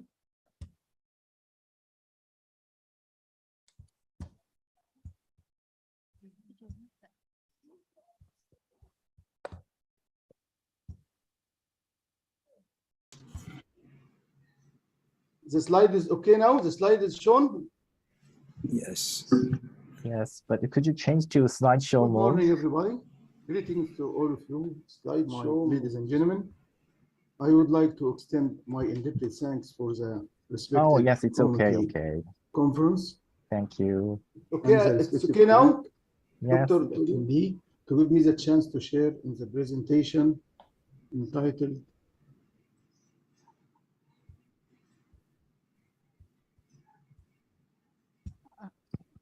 Would you mind to the committee help you for share the video? No, I would share the PowerPoint, not the video. University. Zoonotic diseases or zoonoses are defined as those diseases and infection that are naturally transmitted between animal and human. I'm sorry for this mistake. Originated from animal and transmitted to human, or could be originated from human and transmitted to the animal, and vice versa. The number of zoonotic agents all over the world is now reaching to 832 etiological agents of zoonotic diseases, causing about 250 diseases of zoonotic diseases. The meaning of world zoonosis is a plural, SES, but the word zoonosis ended by SIS is a singular. Also, the expression zoonotic diseases meaning the same meaning of zoonosis. Zoonoses are composed of zoo meaning animal, nosis meaning disease, which means that diseases of animal origin. Recently, the science of One Health is the same meaning One Health approach. One Health approach meaning that the health of the people is closely connected to the health of animal and our shared environment. This is the new concept of One Health, or new concept of zoonotic diseases. Because One Health is the result of collaborative and multi-sectorial and transdisciplinary approach, working at local, regional, national, and the global level. The end target is achieving optimal health outcome, recognizing the interconnection between people and animal and the plants and their shared environment. This is the definition of zoonosis. Zoonotic diseases are classified different categories. Firstly, according to the reservoir host. The reservoir host meaning the host in which the etiological agent increase in number and the change in morphology. Also according to the direction of transmission. For example, first type called anthropozoonosis. Anthropozoonosis means that diseases or infection that transmitted from lower vertebrate animal to man. The animal here is the natural reservoir of the disease from which the infection is transmitted to man. For example, anthrax Anthrax is originated from the animal, then transmitted to human. Brucellosis is originated from the animals, ruminant animal, then transmitted to human. Bovine tuberculosis is a typical zoonotic disease in one direction from the animal to human. Glanders are transmitted from equine, horses to human. Q fever is typical zoonosis. Rabies are transmitted from dogs to human, and so on. This direction from animal to human. The maintenance cycle is mainly in animal to animal and could be transmitted to the human. This is the first type according to the reservoir or direction of infection, anthropozoonosis. The second type is zooanthroponosis. This is an opposite direction from the previous one. Those are diseases or infection transmitted from man to lower vertebrate animals. The man here is a natural reservoir from which the infection is transmitted to animal.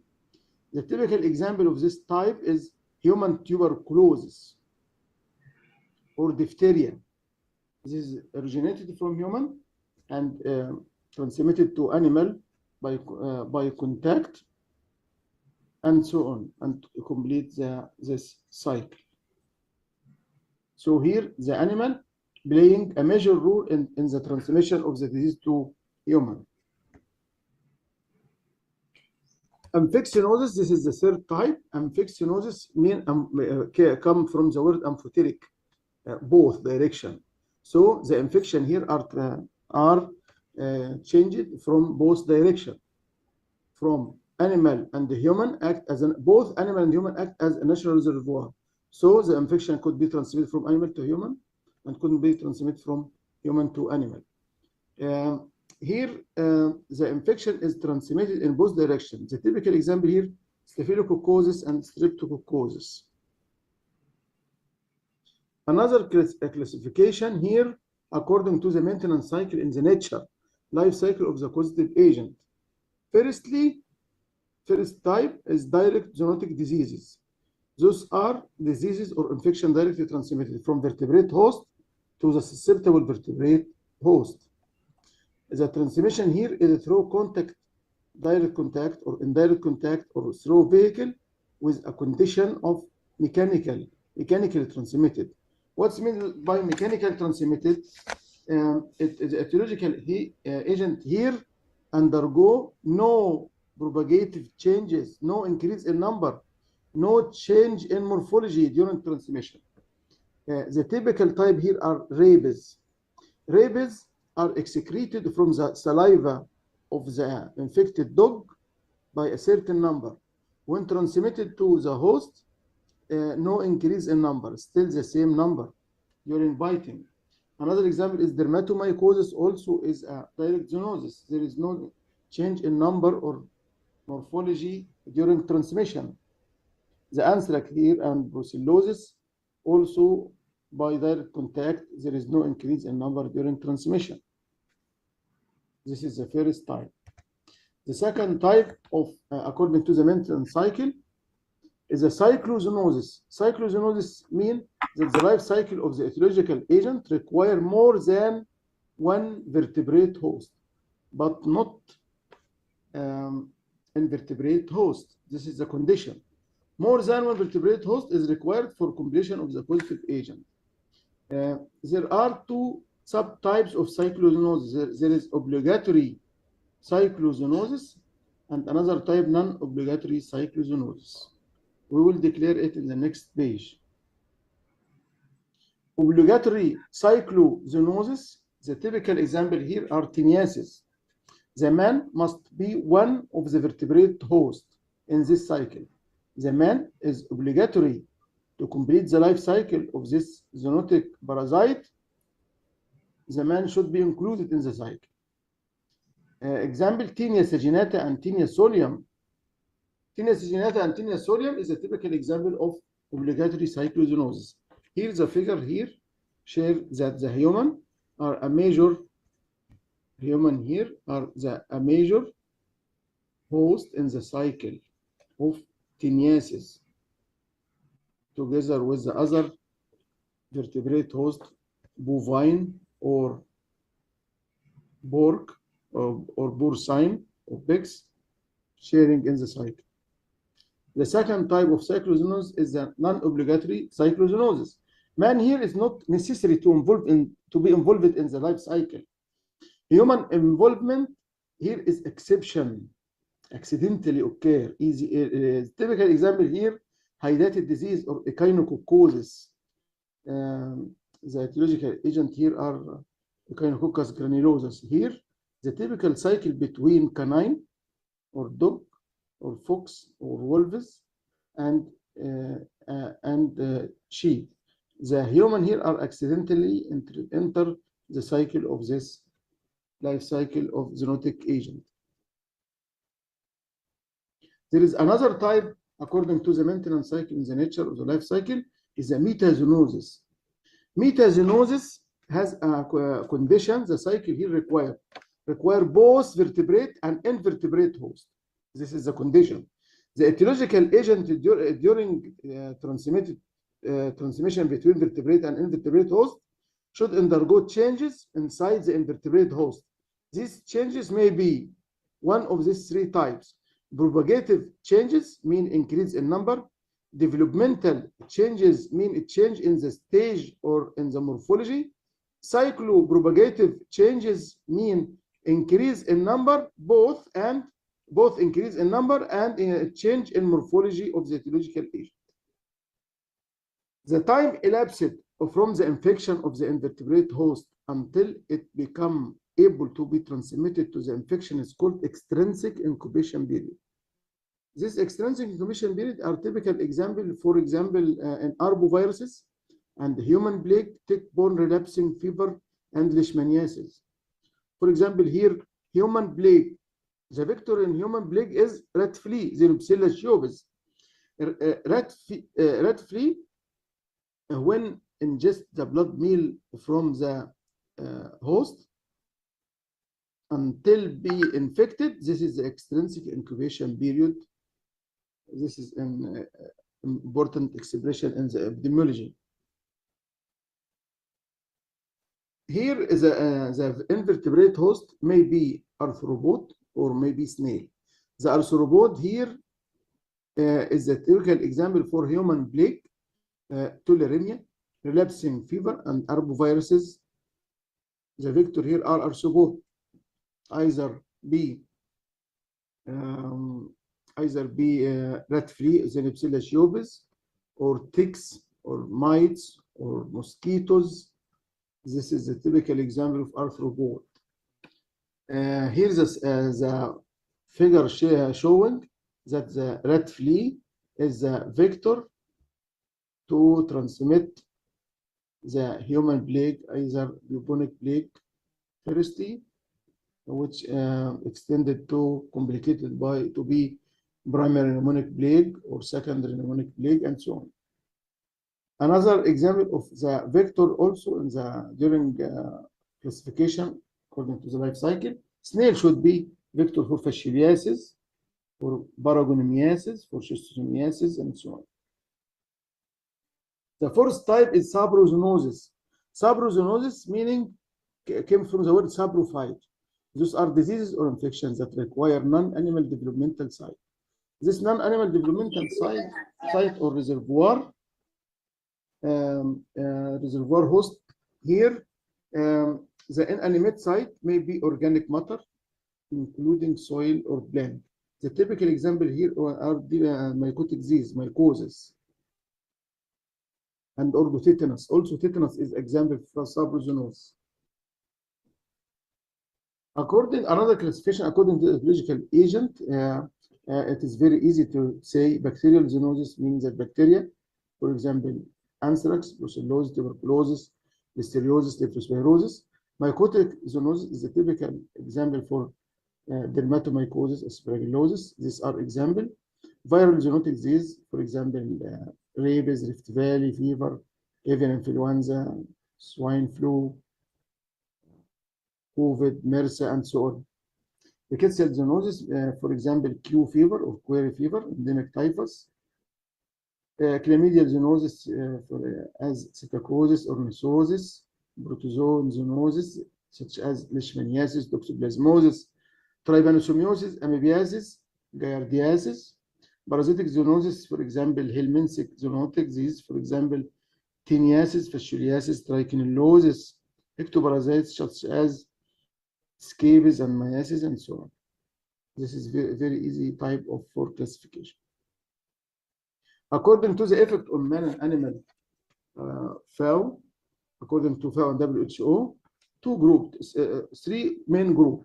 One group affecting the production of agricultural animals, such as bovine tuberculosis and brucellosis. The second group that have both serious economic effect and negative effect on the animals, such as brucellosis, salmonellosis, and rabies. The third type have no agricultural importance, but only having a public health significance, for example, Q fever and trichinosis. Another classification according to the localities, there is urban zoonosis, rural zoonosis. Urban zoonosis which have an urban cycle, for example, toxoplasmosis, dermatomycosis, salmonellosis, meaning that the life cycle occur in the cities, but the rural occur in the countryside, for example, typical contact with live animals and farm animal, such as bovine tuberculosis and brucellosis. Another classification is special type of zoonosis are nowadays are emerging. For example, emerging zoonosis. When I said that the disease is emerging zoonosis, meaning have a condition, it should be newly recognized or newly evolved and occurred and that has occurred previously, but show an increase in incidence or expansion in the geographic or expansion in the host or expansion in vector range. This is all the condition to say that the disease is an emerging disease. Typical example here, bovine spongiform encephalopathy, Crimean Congo hemorrhagic fever, influenza virus, West Nile virus infection, and so on. The separation reverse zoonosis means that those are zoonotic diseases naturally in man and can be transmitted to animal, then transferred back again to human, such as mycobacterium tuberculosis, salmonellosis, staphylococcus, streptococcus. Another expression came here is occupational zoonosis or occupational zoonotic diseases. Those are group of diseases that affect people which have due to occupation. For example, brucellosis came to farmers, animal caretakers, and veterinarian, and pathologists, and butchers, and so on. And also the anthrax is an occupational disease, mostly affect abattoir workers. Sporotrichosis and visceral larva migrants mostly affect farmers and gardeners. Campers and sugarcane workers and rice field workers are more susceptible to leptospirosis. Birds breeders are liable to be infected with psittacosis, cryptococcosis, and Newcastle disease. We are now presenting the example of the pandemic of COVID-19. We will discuss the epidemiology of this zoonotic viral agent.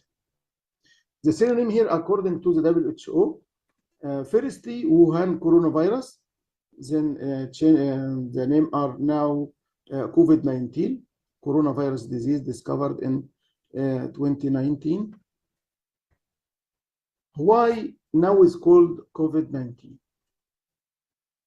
The final name is called COVID-19 because it's not limited to geographic area, not limited to species of animal, not only bats, not limited to certain individuals. This is why we said public name COVID-19. What is the COVID-19 virus? It is a coronavirus from a family of RNA viruses called coronaviruses. Because why it is named corona? Corona means that the virus particle exhibit a characteristic corona, mean crown of spike proteins around its lipid envelope. By electron microscope, it look like crown. Coronavirus infection are common in animal and human. There are a great group called coronavirus infection. Some strain of coronavirus are zoonotic, meaning that they can be transmitted between animal and human. But many strains are not zoonotics. In human, coronavirus can cause common cold to more severe disease such as Middle East respiratory syndrome. This is abbreviated as MERS coronavirus, and the second stage called severe acute respiratory syndrome or SARS coronaviruses. Detailed investigation demonstrates that SARS coronavirus was transmitted from civets. Civets is a certain type of cats, wild cats, transmitted to human. This civets take the infection from bat, but the MERS reservoir was a camel, transmitted from camel to human. On 31 December 2019, human cases of pneumonia of unknown etiological agent were reported in Wuhan City, China, after that named COVID-19 virus. And the world's identified as the causative virus typical and pandemic began in 2020 January. On 30 January 2020, the WHO declared that the COVID-19 outbreak is a pandemic as considered the sixth public health emergency of international concern. The first one was in H1N1 in 99, el polio in 2014, Ebola was in West Africa in 2014 also, Zika virus in 2016, Ebola in the Democratic Republic of Congo in 2019. These are the dangerous or emerging international concern viruses according to WHO. Let us take a hint about the structure of coronavirus. Coronavirus are composed of different structure. For example, it is RNA viruses composed of glycoprotein spikes, membrane protein M, hemagglutinin esterase, lipid bilayer, and enveloped viruses. Coronaviruses are enveloped non-segmented positive sense RNA virus belonging to the family Coronaviridae. The epidemic of the two beta coronaviruses are firstly acute respiratory syndrome, corona SARS coronavirus, and the second one is the Middle East respiratory syndrome, corona MERS, abbreviated as MERS coronavirus, have caused more than 10,000 cumulative cases in the past 2 decades. The mortality rate was 10% for SARS and 37% for MERS coronavirus. SARS coronavirus were transmitted from the bat. The bat here are the reservoir and transmitted to palm civet, then to human. MERS coronavirus were transmitted from dromedary camels and finally to human. The four major structural protein of the coronavirus are the spike surface glycoprotein, small envelope protein, matrix protein, nucleocapsid protein. Transmission of SARS in 2022, MERS is 2012. The coronaviruses here are originated from different sources, as here. The common symptoms are fever, breathing is difficulty, gastrointestinal symptom, and diarrhea. In severe cases, the pneumonia, severe acute respiratory disease, kidney failure, and death. The reservoir here are camel in case of MRSA, and the bats in case of SARS, as shown in the slide. In COVID-19, the incriminated reservoir was animal named pangolin here, having a strains very close, genetically close to the strain isolated from human. Now, why are those diseases are zoonotic? Because the reservoir host are the bats and civets, then transmitted to human.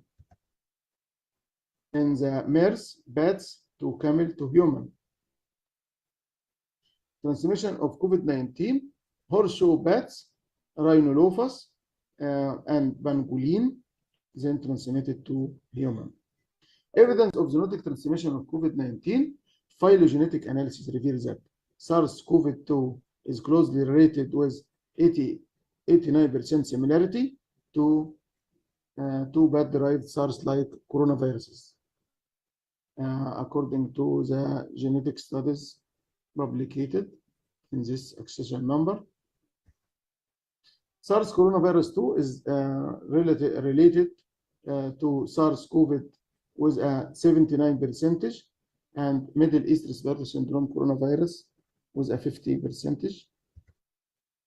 Phylogenetic analysis indicates that SARS coronavirus 2 from the human strain is similar to the coronavirus circulating in the rhinolophus, meaning horseshoe bats, with 98.7% nucleotide similarity to the partial RNA-dependent RNA polymerase gene of the bat coronavirus strain. This confirms that it's one of the zoonotic agents. The basic reproduction number of COVID-19 reproducibility. What's meant by R0? R0 means that every one clinical case, how many cases are infected from it? For example, in influenza, R0 is equal to 1.5. But here, the mean estimate of R0 for the COVID-19 ranged from 2.2 to 3.5. What's mean? Means that every clinical case of human could transmit from 2 to 3 cases. This is very dangerous. This is cause why it is pandemic. This have a significant epidemiological significant studies because it is double or triple number than influenza. This indicates that the potential to cause outbreak due to rapid spread are very high. Thank you for your patience. And Okay, thank you very much, Professor Mohammed. It was such an interesting presentation. I think it is around 5 a.m. in Egypt local time. So thank you so much for joining us so early in the morning today. Thank you. Okay, now we have 15 minutes discussion time, and I welcome your comments and any questions as well to 3 presentations. You can ask any presenter and ask question by microphone or by chat. Is there any question from participants?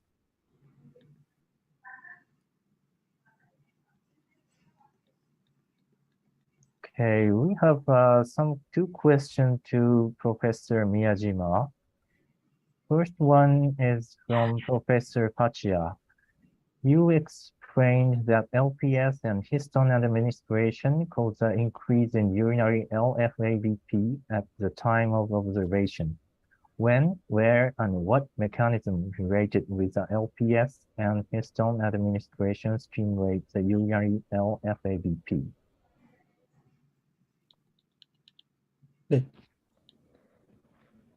Thank you very much question, Dr. Pachia. The LFABP is mainly expressed in the urine, in the kidney, but also in the liver and intestine. Therefore, it's possible that LFABP level may change in the patient with gastrointestinal symptoms or without such a symptoms. And in case of LPS, caused systemic formation of thrombus via immune system. LPS induced nets. Nets means disorder function of neutrophils. And such a thrombi induced hypoxia in systemic as a systemic region. And in case of histon were injured directly in blood vessel. So finally, it induced the thrombus. And almost same induced the hypoxia, and it lead to the oxidative stress, and oxidative stress is induced the LFABP from cell to outside cells. In case of coronavirus infection, the change were determined in urine, because the ischemic change or oxidative stress is occurred mainly in kidney, and higher level of LFBP was detected in urine.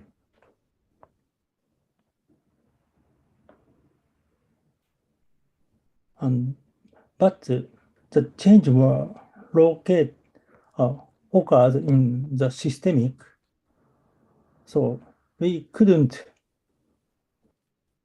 research the other organs in our study system. Is it okay? Thank you for your explanations. Thank you very much. And okay, and we have next question from Dr. Utami. Why didn't you compare using a positive control group like Orlistat or anti-obesity? Is there any reason for this? And is urinary LFABP suitable to depict all kidney failure progressions? This is the second question to Miyajima. Thank you very much for the question. We have just created experimental system for detecting the concentration of LFBP in the urine. And then I would like to try to such a drug, anti-obesity drugs. But now it just ongoing evaluated. And urinary LFBP has been reported to respond to the tubular disorder. In case of toxicant to kidney, the LFBP is linearly increased in urine. There are some reports were published regarding the nephrotoxicity. And LFBP is very good point of LFBP is its detectable is from very early stage of the nephrotoxicity. And it is very good information as a biomarker. Is it okay as an answer?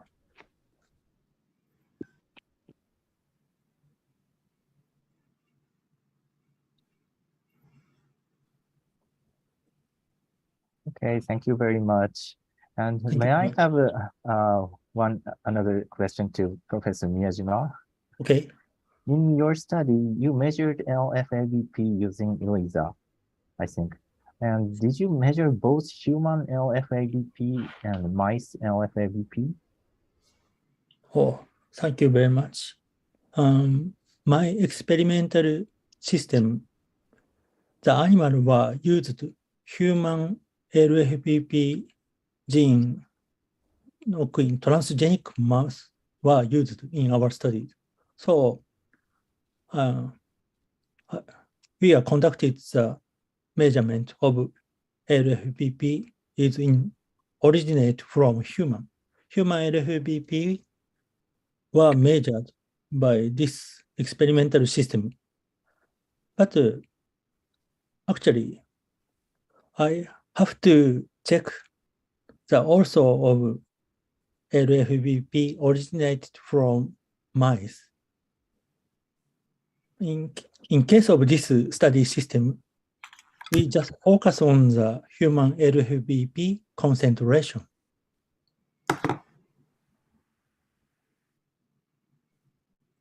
Is okay? Okay, thank you very much. Thank you very much. Next, do anyone have question to Dr. Ibrahim? His presentation on the plant components against Alzheimer's disease. Oh, sorry, we have one question to Dr. Ibrahim.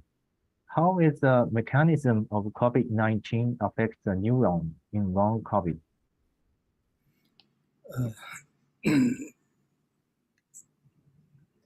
Thank you very much, Dr. Nia, for your question. Yeah.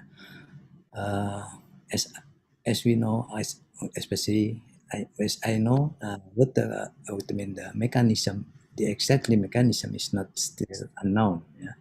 But some researcher to find by the also the interaction of the molecular, they have to change mutation. Yeah, they have to change mutation in the pathogenesis, in the especially mutation in the calcium transport. This is one researcher. Yeah, this is my colleague in our faculty. Yeah, they try to see the interaction of the molecule using the neurodegeneration disease with the COVID-19. But I think we have to next another research to see the mechanism exactly. Yeah, I think I have to invite you to join research in your laboratory, especially for the effect of the COVID-19 to the long term. Yeah, long term to the long COVID-19 to the effect of the neurodegeneration disease. Yeah. Sorry, I haven't to exactly the mechanism until now. Thanks, Dr. Nia. Thank you very much. And also, I have one question to Dr. Ibrahim. You find some compounds from Centella asiatica interact with proteins related to Alzheimer's disease. And are those compounds just bind to protein, or did you check these compounds actually inhibit or modulate their function? What the function? Function, or it means the compounds actually inhibit enzymatic activity. Enzymatic. Yes, or it's just bind to protein. Yeah, some the protein like glycogen, yeah. Also the another kind of the protein in the related to especially acetocoset and medicacyte. This is the bioactive potent to the inhibit some or increase some modulation of the modulate the neurological neural activity. Okay, thank you very much. I think it's very important to discover a new drug. Yeah. Okay, thank you very much. I invite you also to collaborate to find because I know maybe in Japan you have you don't have Centella, but like in my when I study in the Oregon postdoc study, our lab from India, yes, they will try to grow the Centella asiatica, the special grow special garden, especially for the Centella asiatica. Okay, thank you very much. You're I think there's one. Professor, I'm sorry, Professor Sasase, there is one question from the on-site audience. Oh, Can I okay. address? Okay. Mhm. Thank you. My name is Regina, and my question will be addressed for Professor Mohammed. So hello, Professor Mohammed. Good morning. Good morning. Good morning. So thank you for the nice talk. So my question is about the disease affecting the cow and calf. So actually in Indonesia, we are suffering from a very serious illness from affecting the cow. We call it as a disease of mouth and nails. So we are not sure yet whether Sorry, disease yes. of what? Which In disease? Indonesia, we called it disease of mouth and nails because this parasite is affecting the mouth. So the cow is refused to feed, and it is also affecting the nails. So in a few days, Sorry, could you write the name of the disease, please, in the chat? the disease is affecting the mouth and nails. Can you Affecting hear the my mouth? voice? The mouth and The voice nails. is not clear. Affecting the cow or the mouse? The cow, the mouth and nails of the cow. Yes, foot and mouth disease. You mean? Yeah. So yes. So in a few days, this cow will be paralyzed because the nails and the foot cannot hold its body.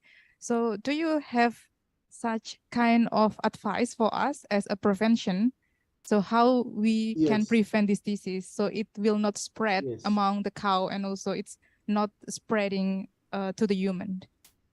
Yes. Concerning the foot and mouth disease, it is a highly contagious virus disease affecting the cow, and it is fatal for the calf, the young cow, the milking cow. It is affecting the heart, causing necrosis in the heart of these calves. It is zoonotic diseases if the children drink the raw milk, because this virus is excreted in the milk of the cow, of the infected cow. Although the mortality rate in human is near to zero, but it make visible in the mucous membrane of the mouth of the children. This is the only lesion occur. So it is high morbidity, but very zero mortality in human. Yes. So we could prevent. We should the milk and dairy products should be boiled, because this virus is killed at 60 degrees centigrade. It is easy to be kill this virus by heat. The control program in the cows, there is vaccine against this virus disease. This vaccine should be done by the governmental authority for veterinary sector. Any question? Because I would not like to say a long time for you. You can ask me about this foot and mouth disease. Yes. I see. Thank you. So, do you think it is safe to consume the beef because the virus or the parasite will be dead by the heat? Yes, it is very safe to, because after slaughtering the meat have a stage called rigor mortis. Rigor mortis make lactic acid make the meat during 6 hours post slaughter acidic. This acidic pH could kill this virus, so it is very safe. But our advice, the housewife in the kitchen should use a knife for meat and a knife for salad, green salad, or because if a woman in the kitchen cut the meat contaminated viruses and use it in green salad cutting, although in it is very easy to be killed by Jewish lemon and so on. I see. Thank you very In the much. slaughterhouse, the veterinarian could condemn the clothes and the food of the animal. It should not be used because it will be repulsive due to the physical. It is repulsive for the consumer. And also the tongue of the cow have a vesicle, so it will be repulsive. And in the slaughterhouse, we condemned the tongue and the mouse meat and the clothes or food because it have a vesicle and lesion. It is not only for the healthy status, but also for the repulsiveness for the consumer. I see. Thank you very much, Professor Mohammed. Yes. Thank you. Welcome. Thank you for the great advice. And I would like to return to Welcome. Professor Sasase. Thank you. Welcome. Okay, thank you very much. And I think we have covered all keynote speech for this plenary session. So Professor Miyajima and Dr. Ibrahim and Professor Mohammed, thank you for your contributions today. And now I'd like to close this session and move to certificate awarding ceremony.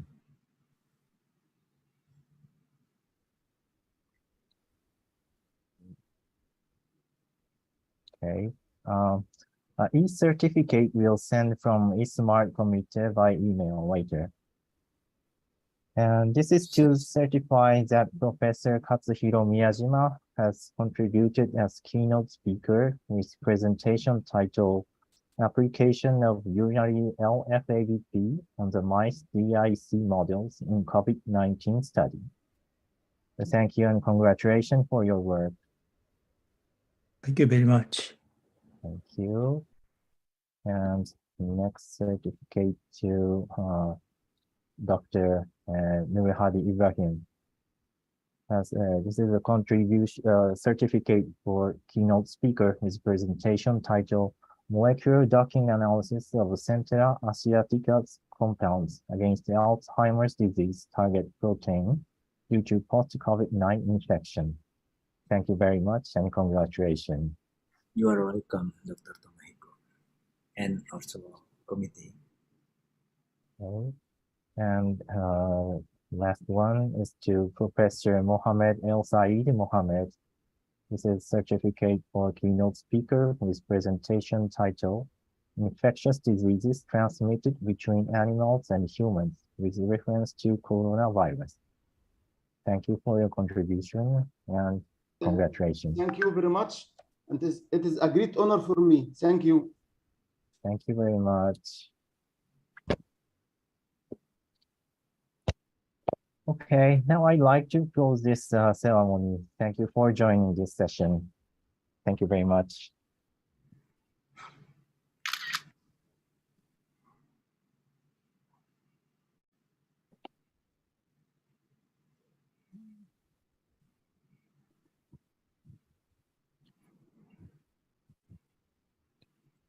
Thank you very much for Professor Katsuhiro Miyajima, Dr. Nurhadi Ibrahim, PhD, and Professor Dr. Mohammed El Sayed Mohammed for sharing insightful research for today's seminar. And thank you for Dr. Tomohiko Sasase for moderating this session for today. And from now on, let's move on to the next agenda. We get a chance to hear speech from the honorable participant, Professor Renu Watwa, PhD, and the moderator of this speech is Dr. Nia Kurnianingsih, M. Biomed, Head of Physiology Department, Faculty of Medicine, Brawijaya University. For Dr. Nia, please, you may start the session.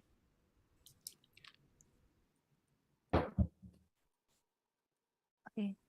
Yes. Thank you very much, the Master of Ceremony. In this session, we have a honorable participant will present her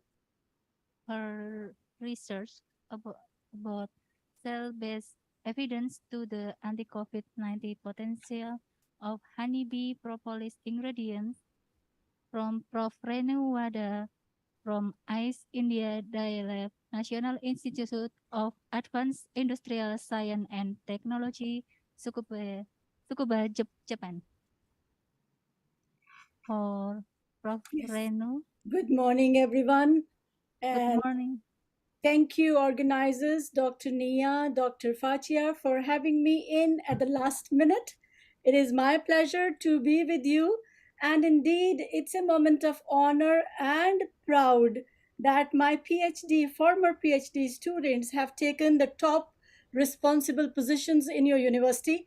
Dr. Vidudu is my first PhD student, and several others from your university, from Bravijaya University, have joined our research team, have contributed extensively during the following years.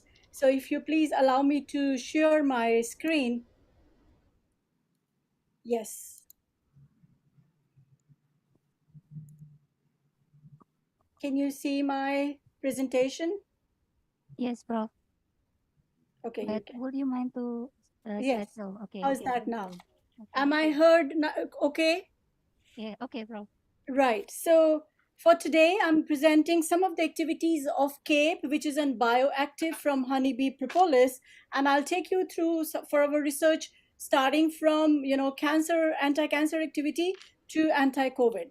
So my lab for last over 30 years has contributed to the molecular biology of aging, stress, cancer, and neurodegeneration. So in terms of stress, we all know what stress is. We don't need an explanation or introduction to the phenomena which is called stress. Irrespective of where we are, what age we are, what we do, we all have stress and we all age. There is no exception to these two phenomena. In other words, what I'm trying to say is that if you innovate the small molecules, the smart small molecule, the theme of this conference today, you will have 100% marketing value, because we all have to face aging and stress. Well, aging and stress by themselves are not a big worry as long as we don't see it. But when they connect to diseases, very serious diseases like cancer, they become a huge worry. And we start thinking of their, intervention. Cancer is one of them, and that's where my lab has been working on the molecular biology of cancer using cells as a model system. I'm sure you all know that our normal cells, they age like we age. They have a limited lifespan in culture system. But when they become cancerous, they can go on the path of proliferation forever, and they can make tumors.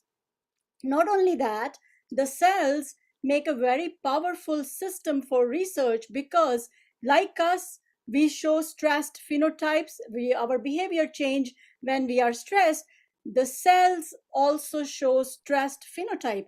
The whole molecular biology, whole metabolism of the cells change when they are stressed. So that's how they make a very powerful system to be able to study the molecular biology.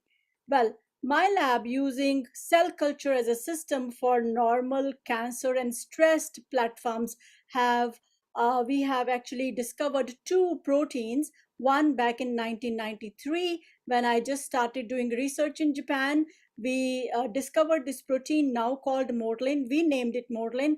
It is a HSP70 family protein. There is extensive list of publication on role of mortlin in cancer and stress from us and various other labs worldwide. The second protein that we cloned is called CARV, and this is also a regulator of cell proliferation. So after discovery of these proteins, we have spent over 2 to 3 decades looking at their role in senescence, which is aging, in stress, and in cancer or cancer metastasis. So mortlin goes down when it is senescence. It goes up and it is highly enriched in cancer cells. Similar behavior we see for cough. So this molecular biology of these two proteins brought us to the platform where we wish to have inhibitors for these proteins. We looked at siRNA, we looked at miRNA, we looked at ribozymes. We are also making antibodies which have these, capability to inhibit the activity of these proteins. So these are all the biological inhibitors. Then we are looking at chemical inhibitors by looking at chemical screening of the chemical libraries. And then most important that we have contributed in last 10 years is the natural inhibitors, for the reasons that making drug requires about 20 years and about maybe $20 billion. And then when it reaches to the public, it is long time and long gap. So we've been developing knowledge on the role of these molecules in aging, stress, and cancer. And in parallel, we've been looking at their natural inhibitors. Dr. Widudu, your rector of your university, has contributed extensively in our research on ashwagandha, which I think I presented last year. Now today, I'm going to present on another inhibitor, a natural compound from honeybee propolis, and the name is CAPE. I'm sure you all know what propolis is. It's a sticky material that honeybee makes to make or build their caves. So it is very sticky, and it has various bioactive compounds listed here. The main ones is CAPE and Artiplin C. CAPE is a major component in the New Zealand propolis, and Artiplin C is in the Brazilian propolis. Various activities of these compounds listed on this slide. I would not, speak out on this. So there's a huge potential in these natural molecules to act as all these, bioactive compounds. Where we started with nearly 10 years ago was looking at anti-cancer activity in CAPE, and my PhD student Nupur Nigam found that the CAPE was having effective anti-cancer activity for the cells which are non-metastasis, and also the isogenic variants of these cells which are now metastasis. So that was very nice. But over the time she was doing experiments, she noticed that CAPE was inactive in the medium, cell culture medium. If you leave it for over 48 hours, it becomes inactive and the activity is lost. So we handled that issue by encapsulating CAPE into gamma cyclodextrin, which are the circular sugars, and they can be a protective envelope for the bioactive molecules. This is all published, so I'll go relatively quickly on these slides. So we made a conjugate between CAPE and gamma CD, encapsulated CAPE into gamma CD, and we showed that this complex is very stable to heat, to oxidation, and hence it is worth making the complex rather than the pure compound. Nupur also see that as compared to CAPE, you see here that the cells are coming back when they're treated with CAPE, but when they're treated with gamma CD complex, they are still having apoptosis actively happening in these cells. So we were able to generate this CAPE gamma CD complex, which has a superactivity in vitro and also in vivo assays.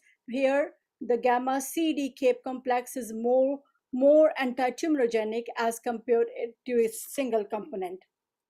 So we have extensively published on the molecular mechanism for anti-cancer activity of CAPE, which I will not explain to large extent today.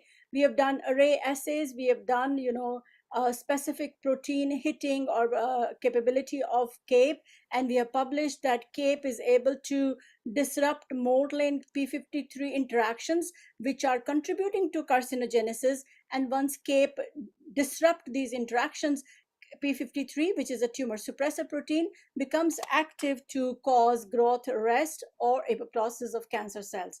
Now, entirely different project in the lab where we are looking at hypoxia modulating small molecules or the natural compounds. We generated hypoxia responsive cells, and in this screening over 100 compounds, we again identified CAPE, but as a pro-hypoxia component. So it is very interesting that this small molecule has a pro-hypoxia activity. We validated by reporter assays and by endogenous expression of HIF1 alpha, which is a main regulator of hypoxia response. Now, as a pro-hypoxia compound, we extended our work to see if it has an anti-aggregation, anti-protein aggregation activity or not. And we published that yes, when the proteins are aggregated either by heat or by metal stress to the cells, and then we treat them with CAPE, there is a deaggregation of these proteins happening, as we see by luciferase here and down here by diffusion of GFP. So these are the all cell-based model SS systems that we've been using. Now, so we have CAPE has an anti-cancer activity, and CAPE is capable of create protein deaggregation in the cell-based assays. So that means it is anti-stress. Now, looking at the molecular mechanisms of anti-cancer activity, one of the aspects we looked at if it could be used as a differentiation therapy, and here we use the brain-derived cells, IMR32, and Raj and Arpita and other two colleagues in the lab, they showed that CAPE has a beautiful neurodifferentiation activity. You see that the CAPE-treated neuroblastoma cells now have extended neurons, and it is as good as retinoic acid, which is a standard differentiation agent. All those biomarkers are seen as positive for neurodifferentiation. Now I come to the point where we are extending this project from anti-cancer to anti-stress to differentiation induction to anti-COVID, for the obvious reason that the whole world is suffering from 2019 till today from COVID pandemic. And today we have about 600 million cases with 6 million deaths, and there are obvious reasons to contribute to this field by our research from our lab. Now, I'm sure you all know that the virus infection and propagation requires attachment of the virus to the cell surface by the receptors. There's a penetration, and then there's a biosynthesis of the viral components. There's a maturation step, and then there's a lysis, and then the propagation of this infection. Now, the three components that we looked at, which are critical for this infection, are two host cell surface receptors, ACE2, which is a receptor on the human cell surface, TMPRSS2, TMPRSS2 is another receptor where virus needs to attach and spiked off to be able to enter the cells. And the third component that we looked at is the viral protein, MPRO, which is a main protein, and main protein called as main protease, and it is critically involved for required for viral replication. Now, I'll take you through the docking data and then the experimental data. Now, ACE2 was docked by CAPE, and we showed that CAPE is capable of docking to ACE2 and approximately as good as its known established inhibitor, MLN 4760. Here we show the characteristics of docking. There are enough residues involved. There is enough energy strength. In terms of the bonding, there is a more ionic bonding with the established inhibitor. In case of our molecule CAPE, it is more hydrophobic and H bonds. So that's ACE2. Second receptor, TMPRSS2, when we docked for CAPE, it didn't show any significant. It showed the binding to begin with, but then the interactions were not stable. They couldn't sustain for the simulation. Now, the third component, that viral protein that we looked at, MPRO, is compared with its established inhibitor N3, and as shown here, we found that there is considerable, remarkable strength for the CAPE to dock to MPRO, and the same residues which are involved in N3, they are also involved in interaction with CAPE. So out of the three components that we looked, ACE2, TMPRSS2, and MPRO, two of them were docked significantly, importantly for anti-COVID activity.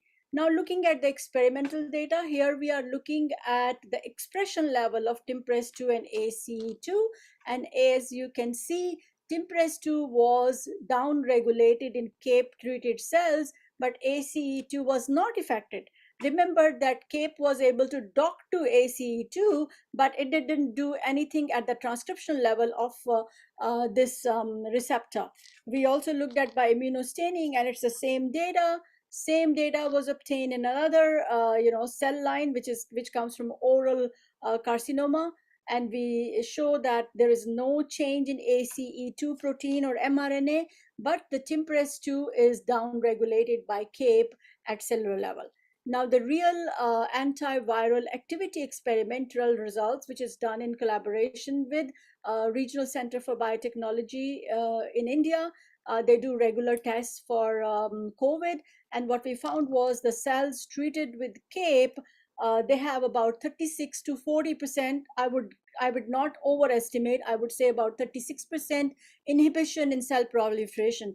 Remind you that the doses that we have used for these assays are very, very low, so that we do not crisscross the toxicity of this compound at any level.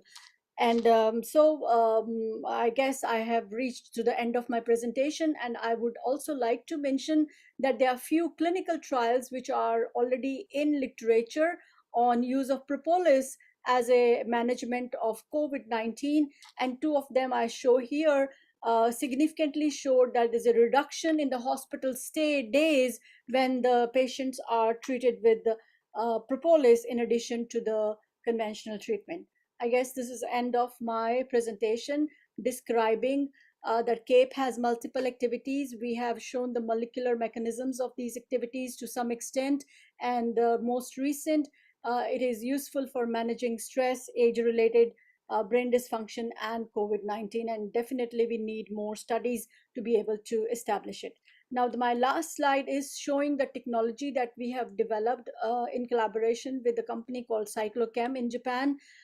Propolis for consumption, it is very sticky, it's very, very viscous, difficult to consume because it's got smell as well. So we have created a conjugate with gamma CD, and this powder of propolis, we call it as PP, pleasant premium propolis. It is easy to consume, it is stable, and it has got no smell, and its workability is much higher as compared to the CAPE extract that have been available commercially so far.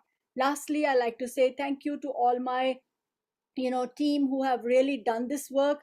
You see the members from Bravijia, Anisa, Sari, Hasna have returned this year home. Anisa has gone to USA as a postdoc, and Hasna has joined a job in Indonesia. I'm proud to have all these, energetic members in my team, and thank you. And very happy for Vidudu-san to become a rector of this university. Congratulations. Thank you very much. Thank you very much for very, very great research, publication, and presentation, Prof. Renuwada. Now we invite questions for participants, both online and offline participants. Okay, we have one question, Prof, from offline participant.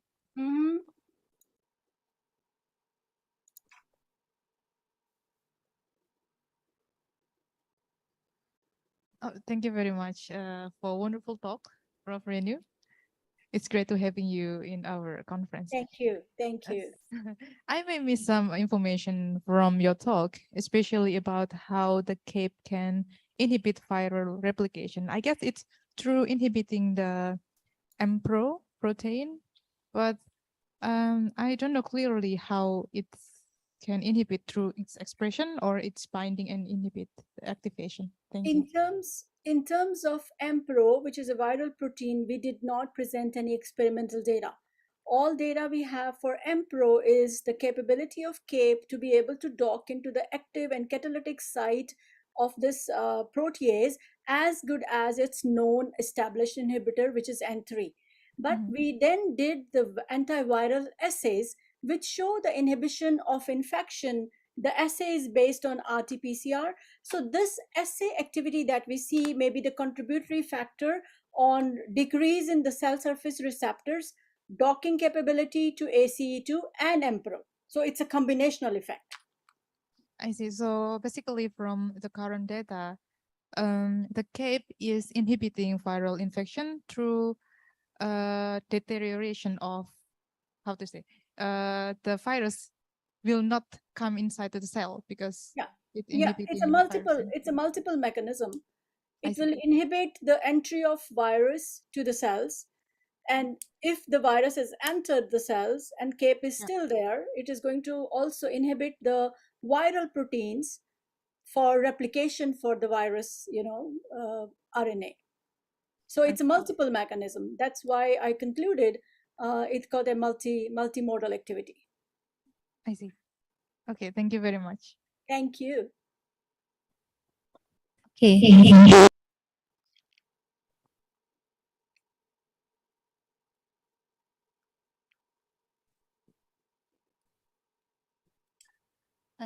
Thank you for the question. Prof. Reni, would you mind to one question anymore from me? Sure. Go ahead, please.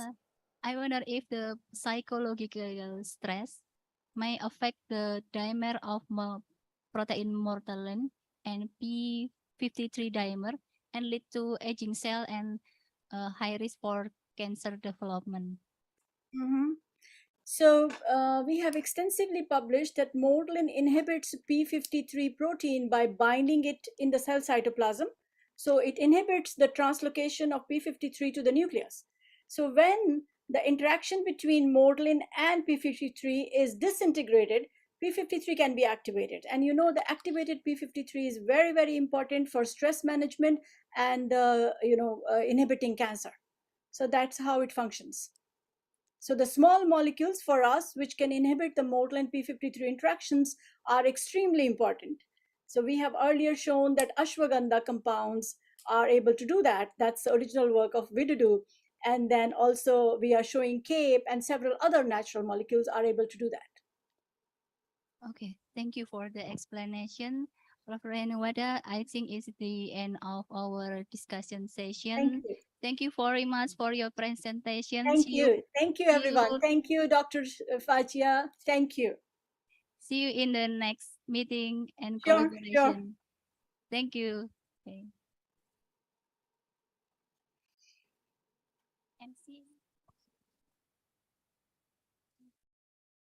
I turn back to the master of the ceremony.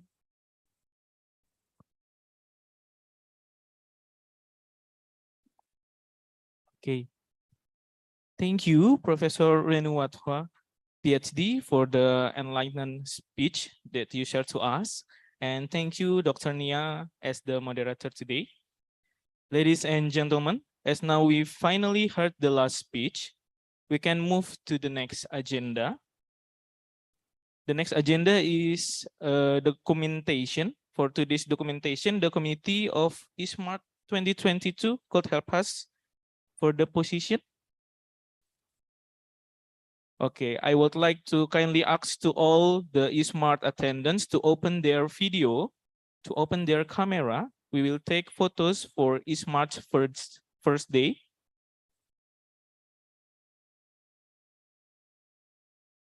For the first page, in 3, 1, 2, 3, smile. For the second page, in 3, 1, 2, 3. Thank you for all the participants. Dear ISSMART 2022 attendants, we will have a 55 minutes breaks, and you may have a lunch before we go back to continue our agenda by 12:20 p.m. After lunch break, we will hear the oral presentation from offline participants. And I need to remind you again that you need to rename your name into room A or room B _ full name. And for the audience who are non-presenter, you can choose either you want to be in the room A or room B. If you want to be in the room A, you can stay in the main room. And if you want to be in the room B, you will be assigned to join the breakout room in room B. With the end of the event in this room, MC 1.1 this morning, my text as a MC on the first day ISSMART has ended. I would like to say goodbye to you all, and I would like to apologize if there are any mistakes from me as the master of ceremony. My name is Daniel Sirait. See you tomorrow. Wassalamualaikum warahmatullahi wabarakatuh. Shalom, Om Santi Santi Om, Namo Buddhaya, and may the peace be upon us.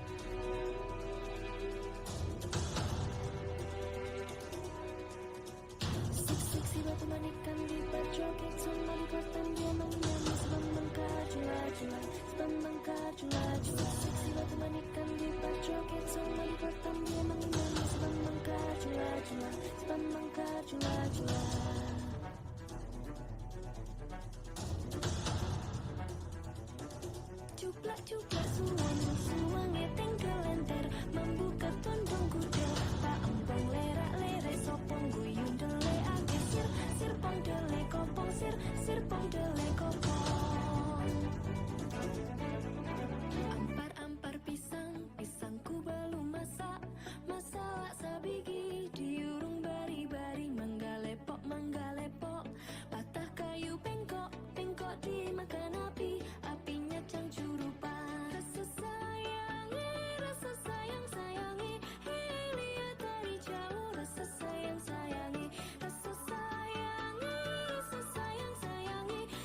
lihat dari jauh rasa sayang sayangi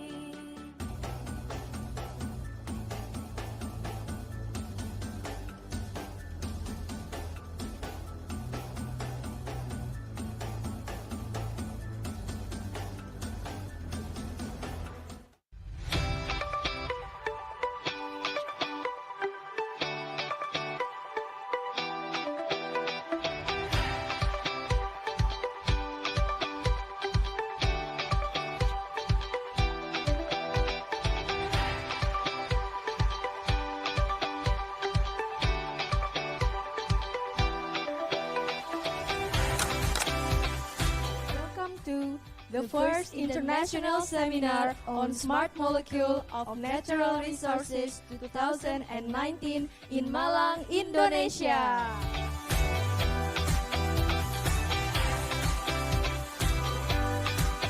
Bismillahirrahmanirrahim. The SMART 2019 officially open.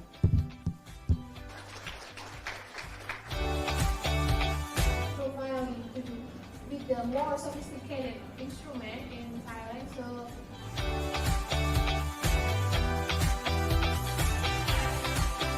when you tell science, your physical content is so low. Because for some reason, your physical will also evaporate in a different form. Mereka melihat bahwa AFOB is actually inducing apoptosis and killing the cells via apoptosis. Associate the interaction between these two domains that make this domain start to convert and change the conformation.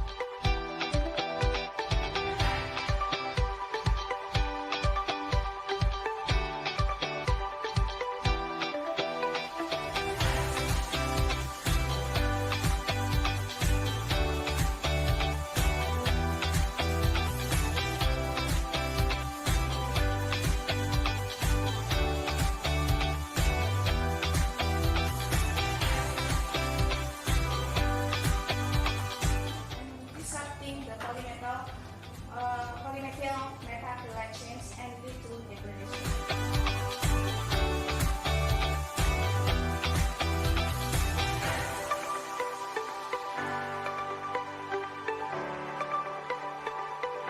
From farnesene with C15, so the molecular structure is in the right side, so sometimes it's difficult to understand it.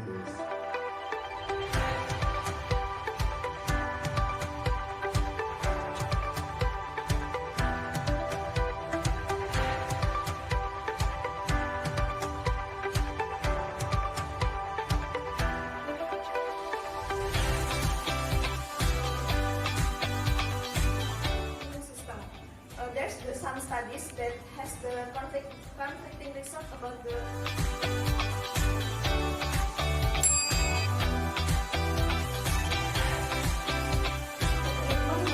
extract, so not the dose of SSF.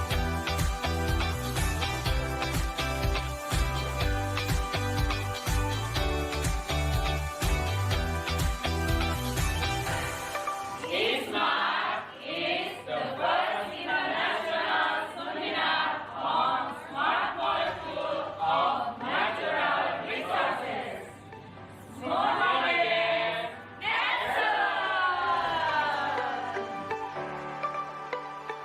Manikan di berjoget sama di kertas dia menyanyi sebab mengkajula-jula Sila manikan di berjoget sama di kertas dia menyanyi sebab mengkajula-jula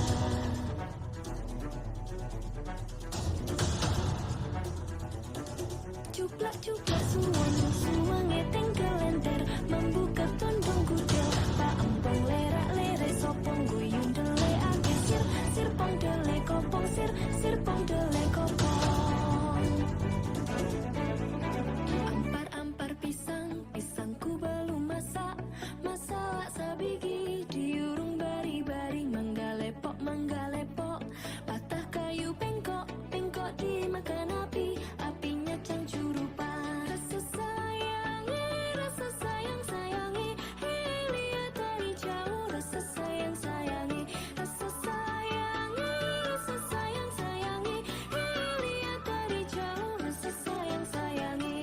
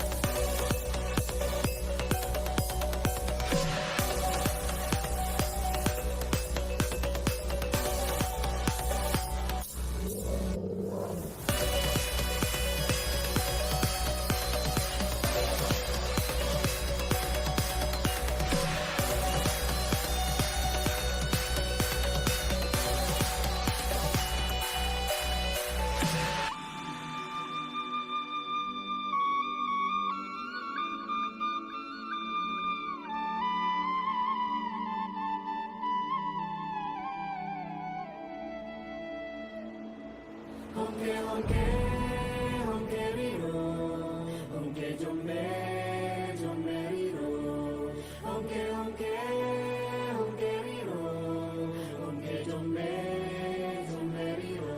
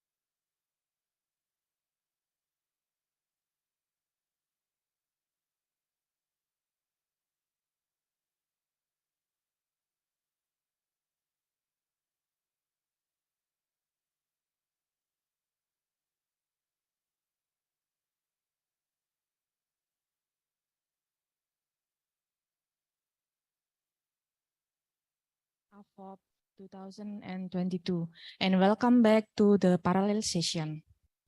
My name is Ernandia Wijayanti, and I will be the moderator for today's session. You are currently at parallel session break room 1.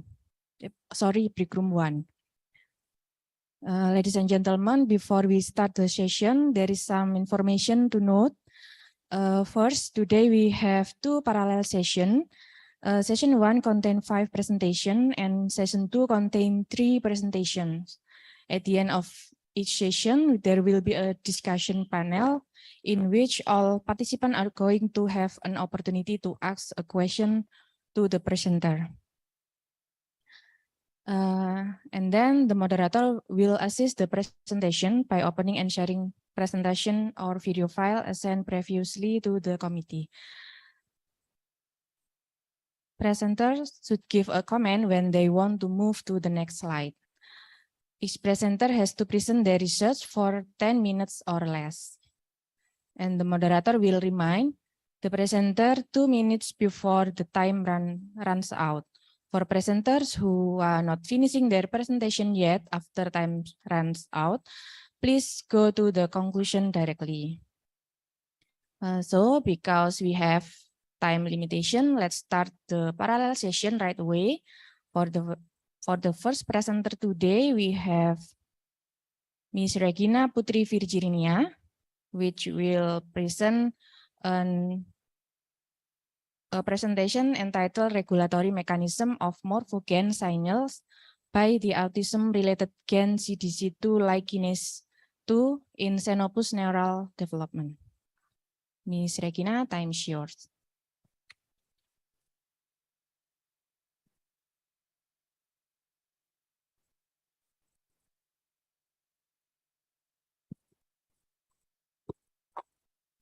Okay, thank you for the kind introduction by the moderator. Before I'm starting my talk today, I would like to thank the organizer for giving me an opportunity to present our work on a gene related to autism spectrum disorder. So basically, this is my PhD work when I was in Hiroshima University, Japan, and currently I belong to the Smonaken Research Center under the supervisor of Professor Faccia. So in my lab, we are using Xenopas frog as a model system. Although as we know, it is difficult to understand the effect of gene-related disease in physiological level using this frog. However, there are several advantages to use this frog as animal model. The first one is this, So this frog has 79% of identified human disease-related genes.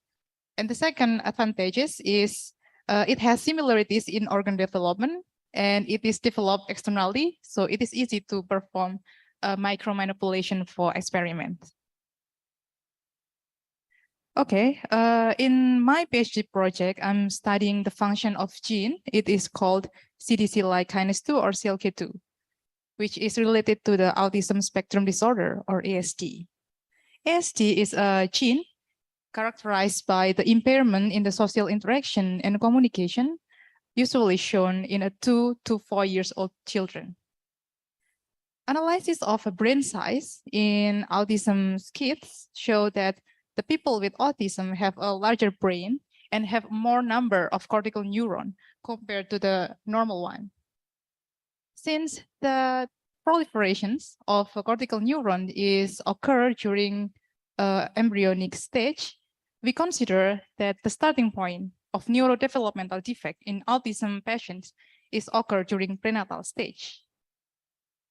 It is reported that the CLK2 here, it is upregulated in mouse model lacking the autism causing gene called SHANK3. In addition, inhibition of CLK2 can rescue the abnormal social behavior observed in adult mouse. This suggests that CLK2 might be the therapeutic target for the ASD. Although the study of CLK2 in adult stage of mouse has been clearly established, however, the function of this gene during early development where the ASD might start is not well understood. And also the study of function of CLK2 during early embryonic development will help us to understand the pathophysiology of ASD causing gene during prenatal stage. So first of all, we would like to know when and where this gene is expressed. Here we can see that CLK2 is maternally expressed, so it is present in the egg, or in the egg cell, and then its expression is sustained throughout embryonic development. At the blastula stage, CLK2 is expressed in the dorsal region of the embryos. And then here we can see during early neural stage to the tail bud stage, we can see CLK2 is expressed in the head region, including the brain and also spinal cord.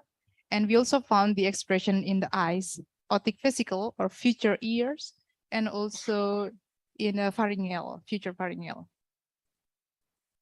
After that, we would like to know the effect of CLK2 overexpression in xenopas embryos. To do this, we perform a microinjection. So basically, we synthesize the mRNA of CLK2, and then we inject it into the 4-cell stage of xenopas frog. On the blastula stage, we cut the ectodermal tissues, and then we culture. And furthermore, we analyze for the RT-PCR or Western blot analysis. The reason why we are using ectodermal cell is because this cell will develop into either neural tissues or epidermis during later development. We are using two different constructs here. There is a wild type CLK2 and also CLK2SYA. Since the activity of CLK2 is depend on the phosphorylation status of the serine and tyrosine residues located in the N-terminus domain of CLK2, which phosphorylation of these residues promotes degradations. The substitutions of this amino acid into alanine will result in the constitutively unphosphorylated CLK2, and this protein is more stable. Therefore, we are employing CLK2SYA in this experiment. So overexpression of CLK2 in ectodermal explant of xenopas showed that CLK2 can upregulate the expression of early neural markers such as CYP1, SOC2, and SOX3. Moreover, we can see here that CLK2SYA here have a stronger effect compared to the wild type CLK2. In contrast, when we see the epidermis marker, epidermal keratin here, we can see that CLK2SYA will strongly reduce the expression of epidermal keratin. This result suggests that CLK2 promotes early neural development in the ectodermal explant. After we perform experiment in ectodermal explant, we would like to know how the effect of overexpression CLK2 in the whole embryos. To do this, we injected CLK2 mRNA together with lineage tracer, we call it beta-galactosidase, in a 1 cell of 2-cell stage xenopas embryos. And we observe and perform whole in situ hybridization in neural stage. The color of lineage tracer, beta-galactosidase, is shown in red, and the color of the SOX2 as a neural marker and epidermal keratin as epidermis marker are shown in purple. So basically, we injected one side of the embryos. Therefore, as shown in this figure, the one side have overexpression CLK2 and the other one not. So we can compare the bilateral embryos side by side. Here, we found that overexpression of CLK2 can expand the neural tissues in dose-dependent manner, while it reduces the expression of epidermis marker, epidermal keratin. This result indicates that CLK2 expand the neural plate to extend of epidermis region in xenopas embryos. And then we analyze how mechanisms of CLK2 can promote the neural tissues of ectodermal cell. This figure shows the illustration of ectodermal cell.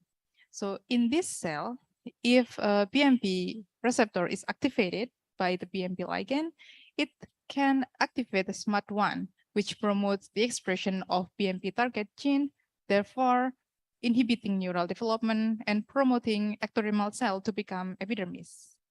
In the future neural tissue, BMP signaling is inhibited by BMP antagonists, which prevent the ligand receptor interaction.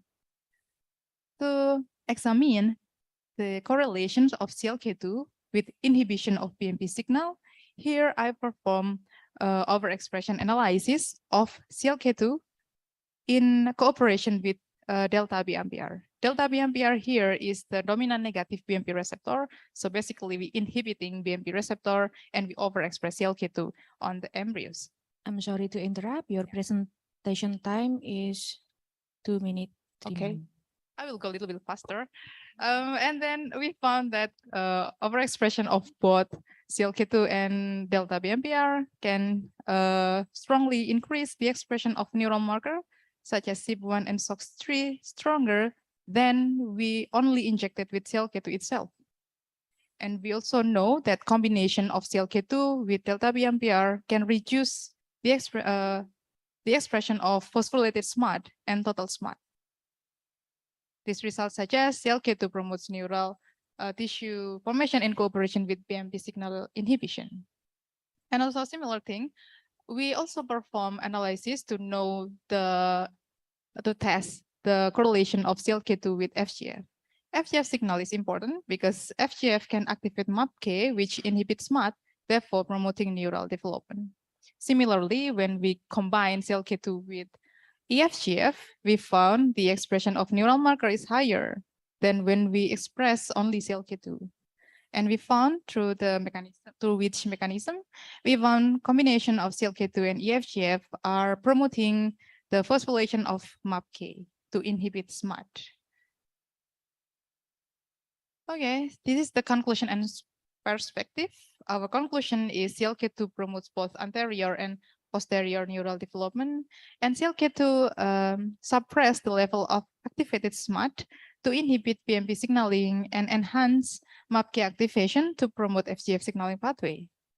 From this result, we hypothesize that CLK2 may contribute to the ASD pathology by regulating morphogen signal during embryonic development. Last but not least, I would like to thank my supervisor in Hiroshima University, Associate Professor Atsushi Suzuki, and also lab member, and also my supervisor in Indonesia, Professor Fathia. Thank you very much. Okay, thank you, Mrs. Regina, for the presentation. Now let's move to the next presenter. Actually, we have Mrs. Tuti Setianingsih, but seems she didn't come for the presentation today. So we will move to the next presenter. We have Cicin Vinolia Alfionita from Faculty of Mathematics and Natural Science, Brawijaya University. And the presentation entitled The Effect of Serial Dilution on Viability 3L1 Cell Line. Miss Cicin, time is yours.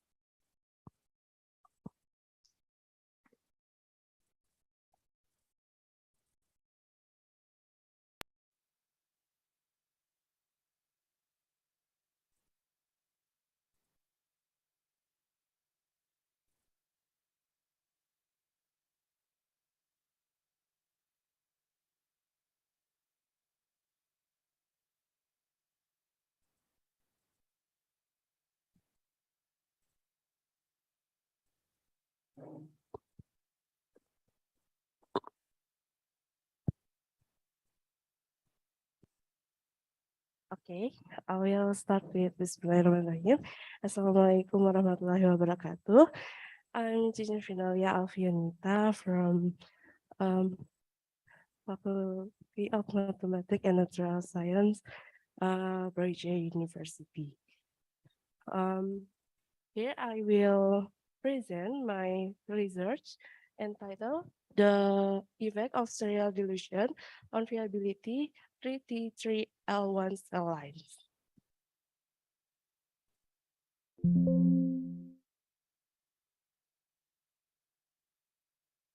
Okay, first for introduction, we know that obesity and overweight is defined as abnormal fat accumulation that process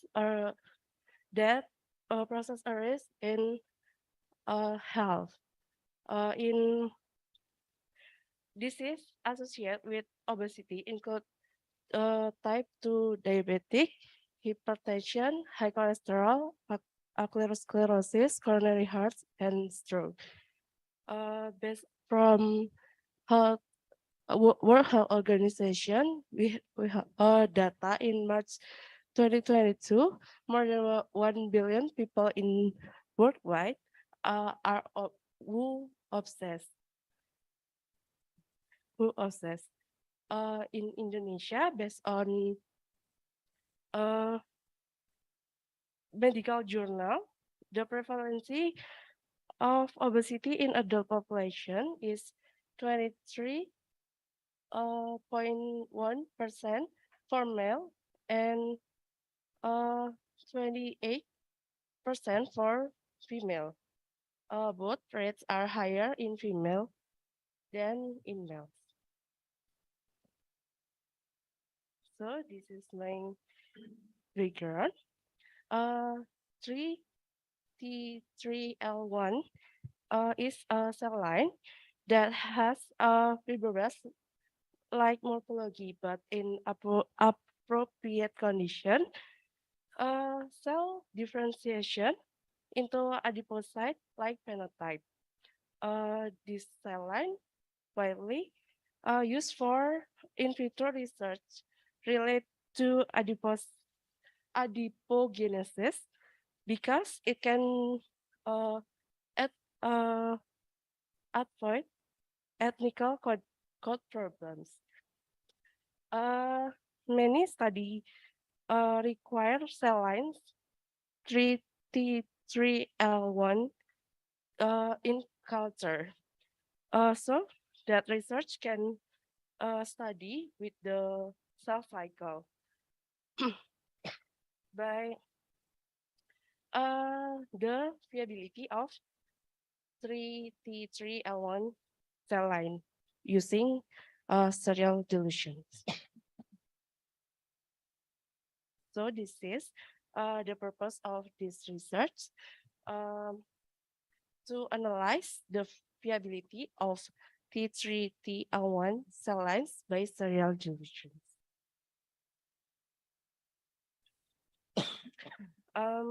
For the method, first we thawing the cells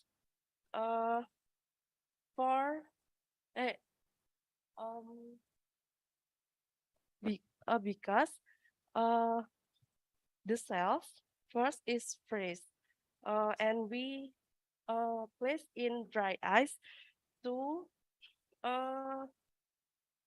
adapt to room temperature, and then we move to water bath in 37 degrees Celsius, and then we mix the complete media, include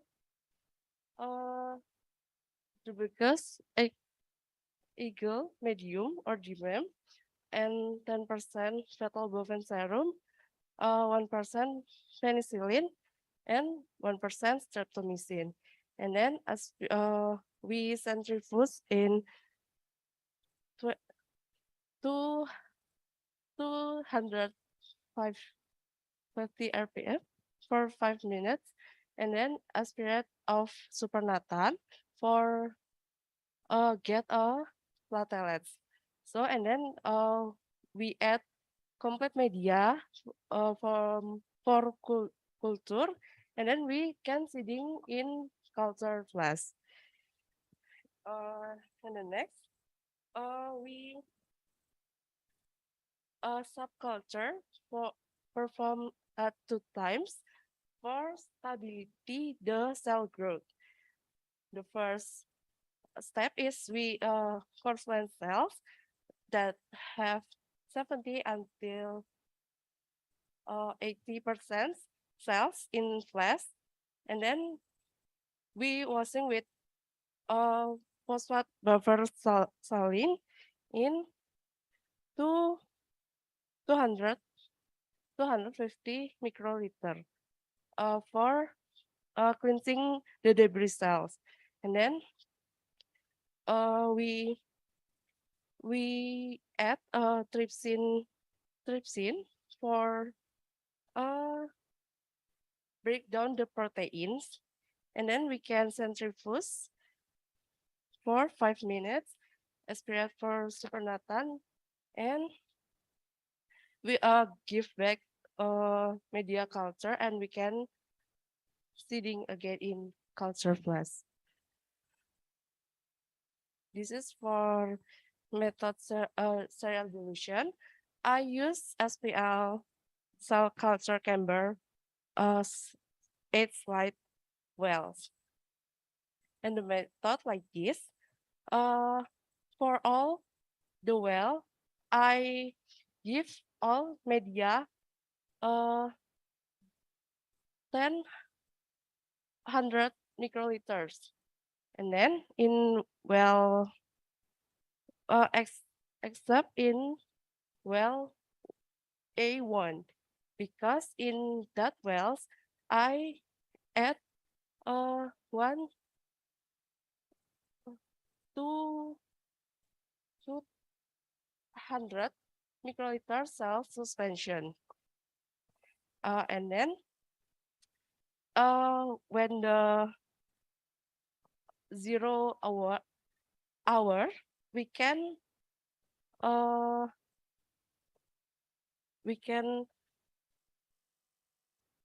calculate in a mosquito meter with trypan blue, but for 24 hour, 48 hour, and 72 hour, we should use PBS, trypsin, and then we add complete media again, and we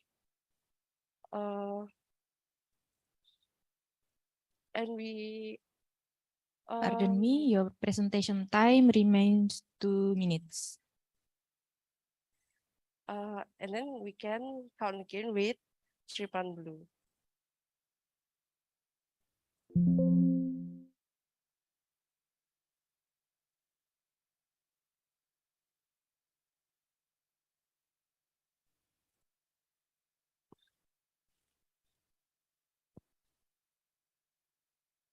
And the following of the result of viability observation at hour 0 of cell viability is count.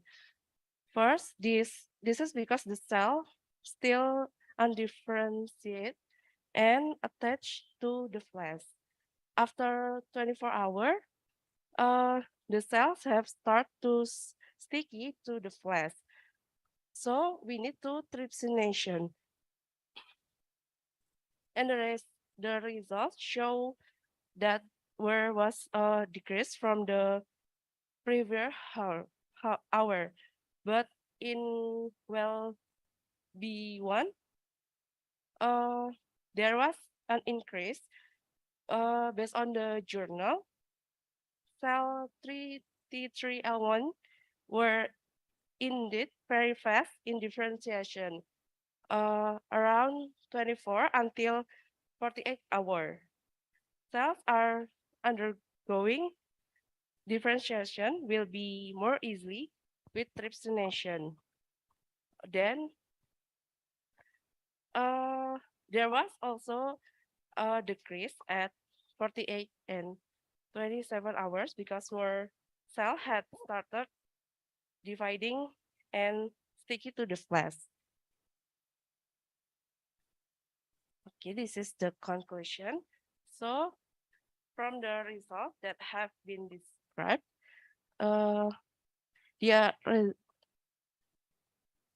it can be conclude, serial dilution have effect for cell density and growth. It has an impact on viability result.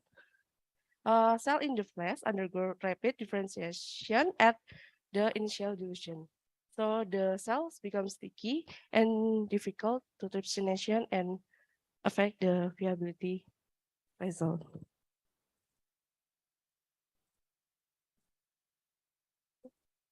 Okay, thank you. Sorry for the mistakes.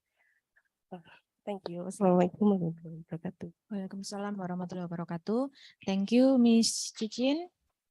Now let's move to Mr. Daniel Tumbur Hamonangan Sirait with the presentation title In Silico Study of Bioactive Compounds from Tangerines as Protein Inhibitor for 3CL Pro SARS-CoV-2 Omicron variant.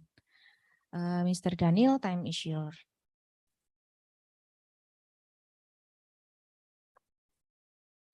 Thank you, Mrs. Erlanin, as the moderator.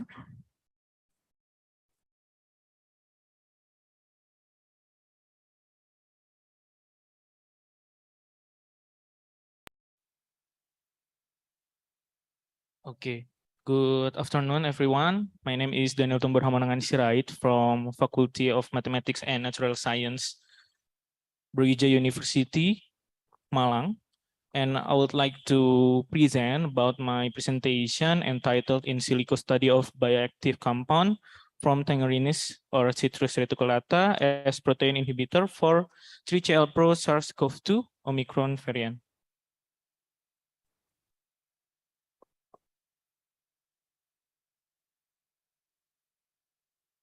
In 2019, a new severe respiratory disease occurred at the end of 2019 caused by a new strain of coronavirus named SARS-CoV-2, which is classified as beta coronavirus.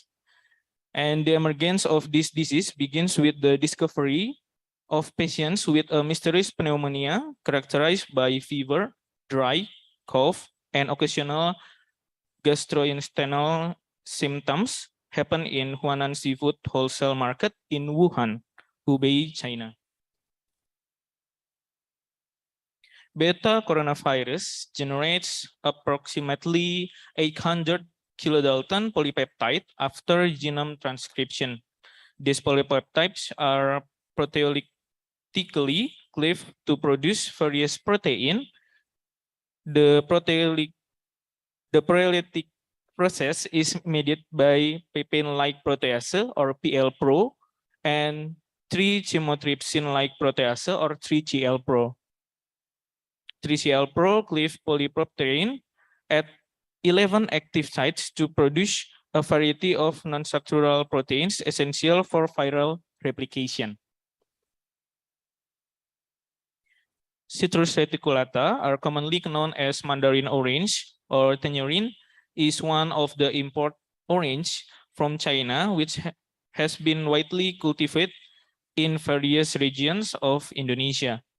This fruit contains several active compounds such as quercetagetin, diosmin, and vicenin 2 are known to have antiviral abilities. The use of quercetagetin has been shown to inhibit RNA replication and functional proteins of the antivirus A71 virus. Therefore, these active compounds are expected to be able to become inhibitors for 3CL-PRO protein, especially for Omicron variant.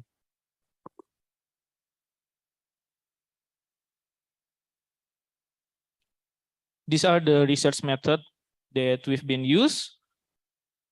For the first method, the active compound in Citrus reticulata were collected from the PubChem database, and the canonical SMILES data of the selected compounds were recorded and tested on the way to drug websites with the antivirpred surface, which function to predict antivirus ability.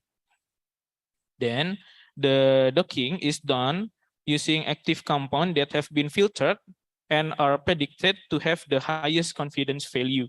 Furthermore, The legend data is retrieved and downloaded in SDF format from its 3D structure section on the PubChem database. Then the receptor data used, namely 3CL Pro, was taken from RCSB PDB with ID 7TLL and then upload its structure in the form of PDB. The receptor was prepared with the Discovery Studio software by removing water molecules and pre-adhered ligands. Meanwhile, the ligands preparation itself was carried out using the PRX software to minimize the energy in structure. This was useful in order to make the ligand able to bind to the new receptor. Docking can be done with Autodock Vina, which is already integrated with PRX software. Then the data visualization can be visualized by Discovery Studio to determine the interaction of the ligands. Visualization can be in form of 2-dimension diagrams and 3-dimension diagrams. 3D structure can also be colored and labeled for simplified analysis. The results that have the affinity between the receptor and the ligand were analyzed, then compared with the control compound. After that, the docking results were continued with the ATME analysis using PKGSM to further predict with the pharmacokinetic of each selected compound. Now we're moving to the result and the discussion. The following picture shows a list of active compounds from Citrus reticulata after data mining from the PubChem database. Compounds that have screened are being tested for the bioactive and antivirus ability using way2 drug. From the entire list, there are 29 compounds. There are 5 compounds with the highest antiviral confidence value, which colored by yellow, and collected on Citrus reticulata. The potential compounds are neohesperidin, diosmin, miricetin, quercetagetin, and fluorine. The binding affinity results obtained from the receptor ligand docking can be seen in this figure. Compounds from its ligand consisting quercetagetin, neohesperidin, miricetin, and diosmin, and fluorine showed binding affinities for the quercetagetin at negative 8.2 for neohesperidin, negative 9.7 for miricetin, negative 9.3 for diosmin, negative 10.2, and for fluorine, negative 7.1. The negative binding affinity values indicate the stability of the result from complexes with a receptor. And this shows the important characteristic of drugs that have efficacious.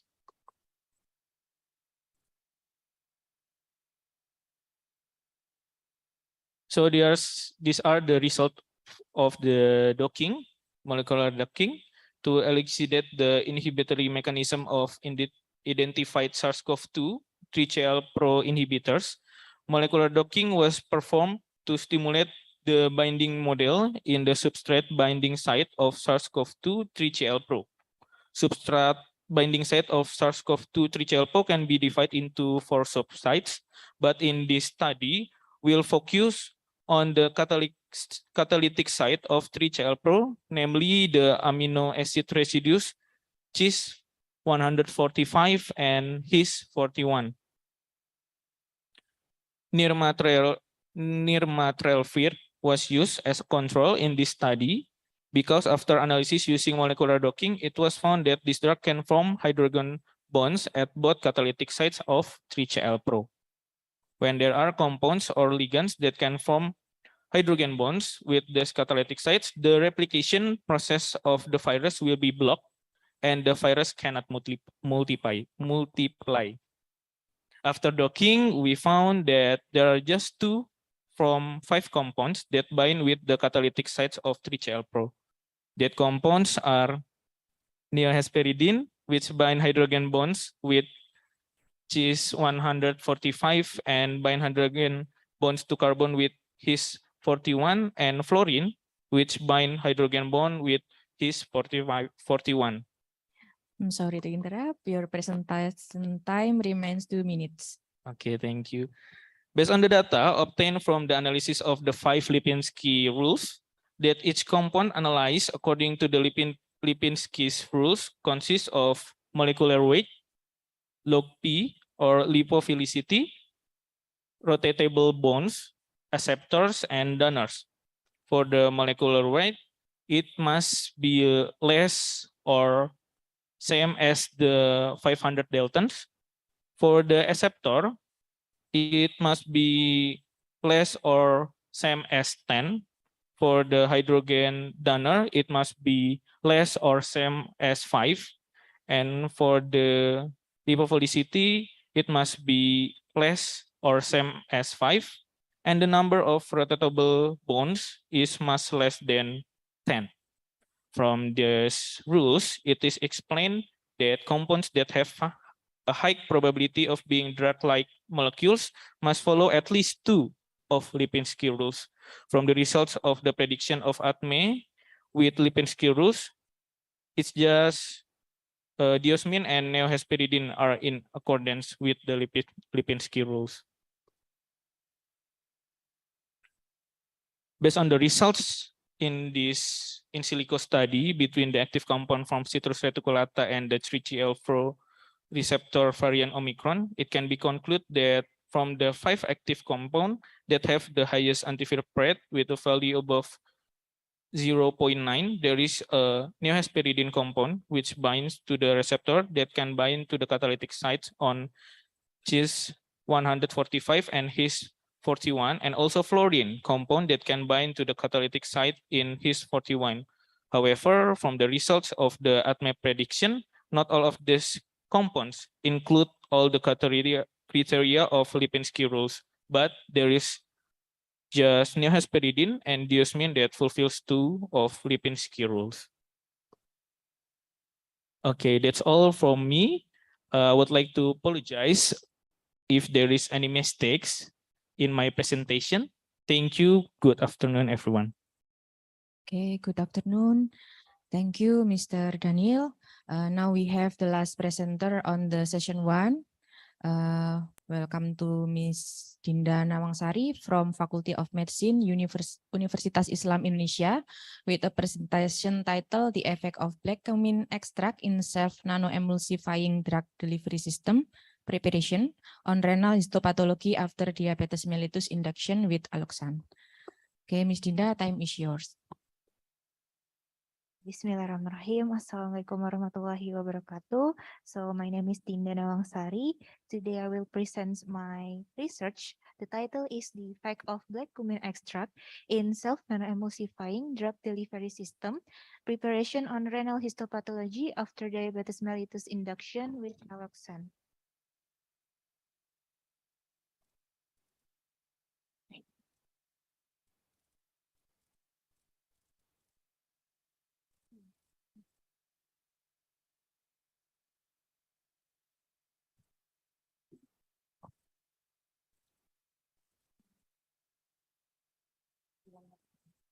Okay, so this is the background.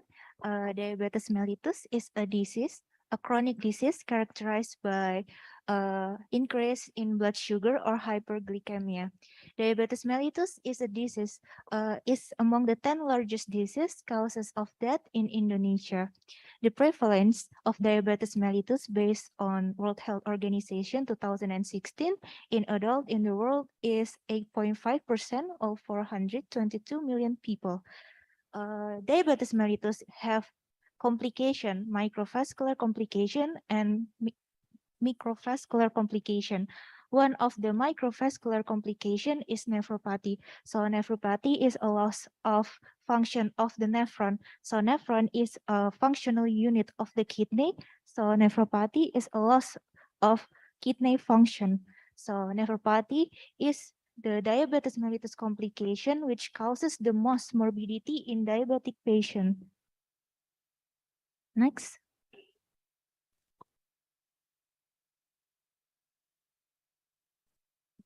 Next. Okay. So the therapy of diabetes mellitus is focusing on continuously controlling blood sugar level to prevent any further complication. But the therapy in diabetes mellitus patient is carried out throughout his life. However, anti-diabetic drugs have side effect when used for a long period of time, effect on cardiovascular, effect of hepatotoxicity, etc. One of the herbal therapy is timoquinone, is a compound in black cumin extract. So it's well acknowledged of contain anti-diabetic properties like antidioxide, cytoprotective, anti-inflammation, and immunomodulator. The benefits of herbal therapy is have a lower experiment, lower development cost, lower experiment cost, and lower toxicity. Next. So, but the timoquinone is high hydrophobicity, making timoquinone is low bioavailability. So it's a little bit hard to be absorbed in the gut. So we need some distribution system like SNATs. So SNATs is a distribution system. It's a lipid base.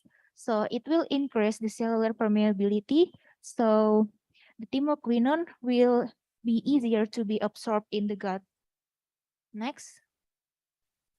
So the aims of the research is to determine the effectiveness of black cumin ethanol extract in the form of SNATs on the histological structure of rat's kidney after diabetes induction with alloxan. So the methods of this research is experimental post-test control group research design, and the inclusion criteria in this study were healthy Wistar rat, male sex, had age range of 8 weeks, and weight 200 until 300 grams. And the exclusion criteria in the study is unsuccessful rat induced to be diabetes mellitus with alloxan. Next. So we have 35 rats, which we divided into 7 groups. The first group is K plus physiology. We didn't intervene with alloxan to be diabetic. And the other 6 group, we inducted into diabetes with alloxan intraperitoneal, and then we confirmed the fasting blood sugar level higher than 150 milligram per deciliter, and we intervene based on the group, just like K plus pathology, we intervene with glibenclamide. It's an anti-diabetic drug. And then K mean, we intervene with placebo. We use VCO oil, virgin coconut oil to be placebo. And the P1 is black cumin extract in 200 milligram. And the P2 is black cumin extract 400 milligram. And the P3 is black cumin extract in SNATs. And the P4 is black cumin extract in SNATs, 400 milligram at different dose. And then we observe the histological observation on rat's renal. Next. And then the data we analyze with SPSS statistical software and continue with ANOVA test. Next. And this is the result of manufacturing the black cumin to be SNATs. So we did several formulation, and until we got the optimal SNETs. So the optimal SNETs based on Nugroho and Sari is have a global size under 200 nanometer, having a polydispersity index under than 0.7D, and have a potential data under than minus 30 millivolt. And the last row is the optimal SNETs that we did. Next. And this is the result of alloxan induction. So after we inducted the rat diabetes in with 100 milligram kilogram body weight intraperitoneal, after the day 4, we confirmed the blood sugar, and then the data we analyzed with Wilcoxon test, and we have a significant influence on the administration of alloxan. But some rats had experienced diabetic in day 4. So why this has happened is, so based on the literature, alloxan have a quality. So the alloxan half-life is 1/2 minute. So maybe in the field we use the alloxan is beyond the 1/2 minutes, and the effective of alloxan dosage is 170 until 200 milligram kilogram per body weight. And we use the dosage of alloxan is only 150 milligram. Next. So this is the result, the histopathological picture of the renal. So that the circle one, or I pointed with A and B, is a glomerulus.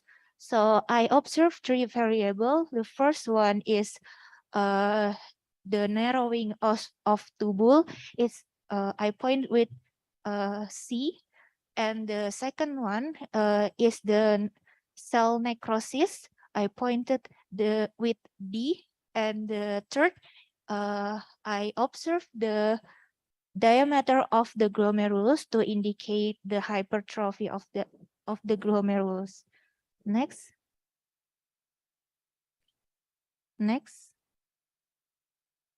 And the result of tubular narrowing, the highest group have tubular narrowing is in the group of K plus P. So the group which be intervened with glibenclamide.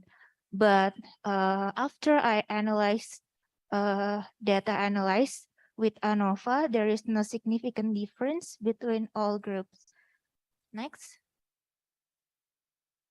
The necrosis renal cell, the group with highest necrosis cell is in group P1 and P2, which is the group which we intervened with black cumin extract.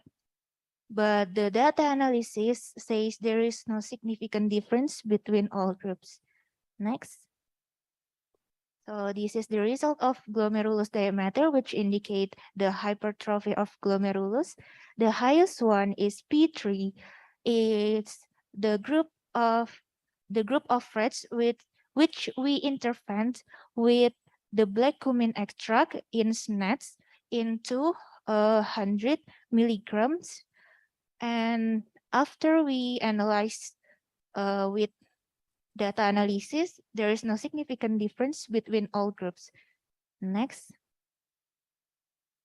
So this is the discussion.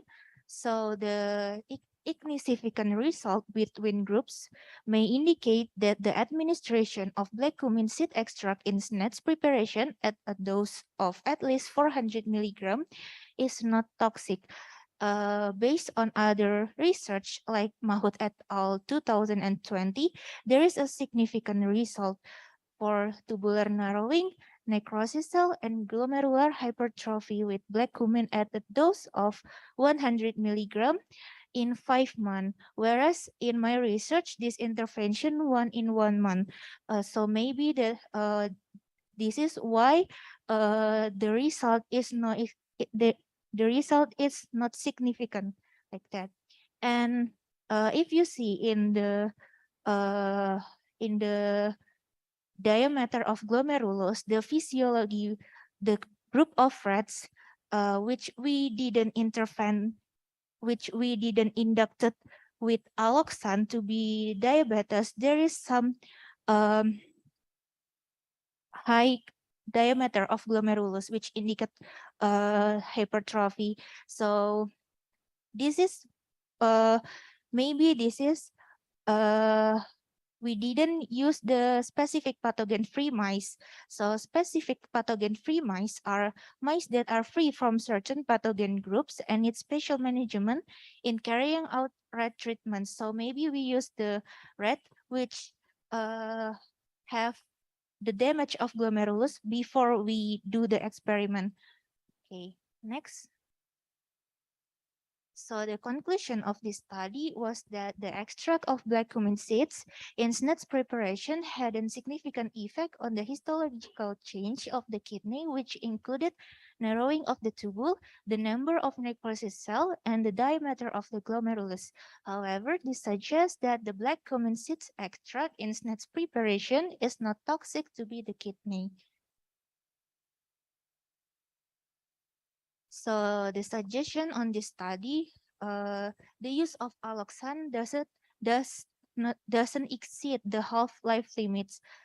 It's 1/2 minute, so as not to degrade the quality of the alloxan. The decrease in this quality of alloxan will be affect the success of diabetes induction in rats. And the intervention time should be more than 1 month so that the difference in the effect of the intervention can be more significant on the histopathological picture of the rats of the kidney. So that's all my research. Thank you for your attention. Okay, thank you, Ms. Dinda, for the presentation. And this is the end of our first session. And now we move to the discussion session. For those who have question, please raise your hand and ask a question.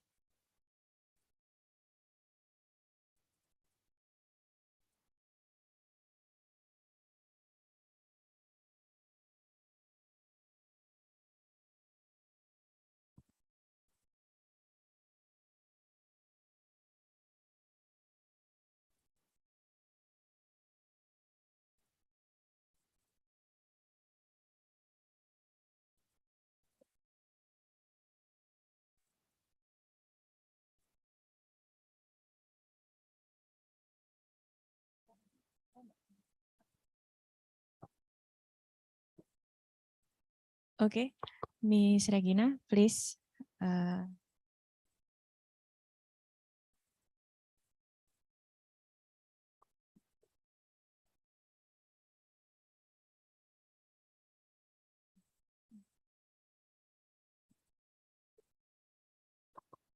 So, okay, thank you for the opportunity. I would like to ask some question for the last speaker, I guess, Miss Linda, I guess. So I just want to ask how you examine the necrosis renal cells from the hematoxylin eosin staining. So you haven't done any like molecular marker to assess.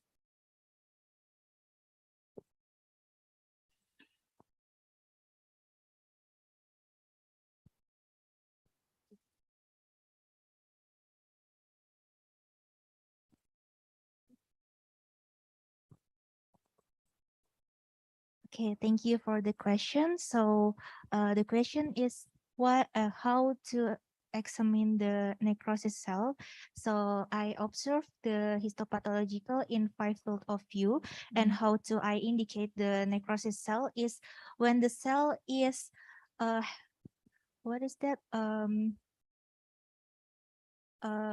swelling and the nucleus is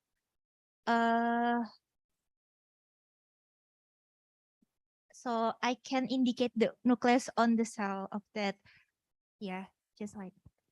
Okay, so I think it's a good observation. However, since from your data analysis show it was not significant in any treatment, Yes. so I guess it's better to assess some molecular marker like a protein or gene expression. I guess it will be more sensitive and you can get some significant difference. Of course, it is fine. It's insignificant, but I guess because your data is beautiful, I guess molecular analysis will have more strengthen your data. And also in your most of the graph, there is no standard deviations or standard error. Therefore, it's a little bit difficult to trust the data, although it is, we can rely on them, but it's not quite reliable. So it is better to put some standard deviations over there. Okay, thank you for Thank your you. suggestion. Okay, please stay in here because there is one more question from the next from the audience from this is a question from Christine.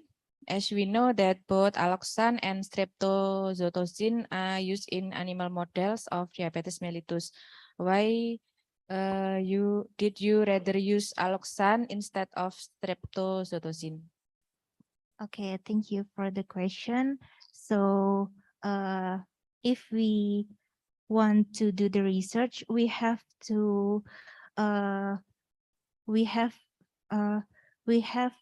it's the feasibility of the research because of streptozotocin is a little bit higher of the cost, so expensive.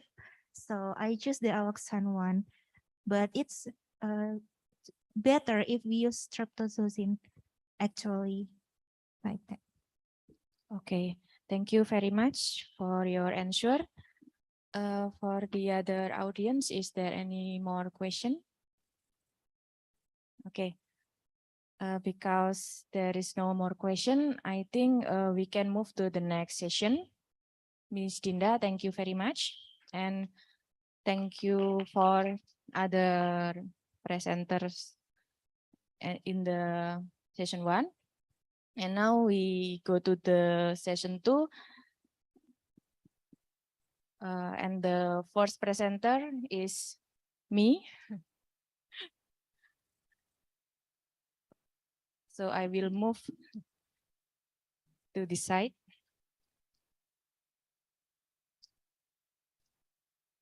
Okay, thank you for the opportunity to present my research. At this moment, I will present one of my research entitled The Potential of Ferulic Acid as an Antivirulent to Combat Pathogenic Bacteria. Next.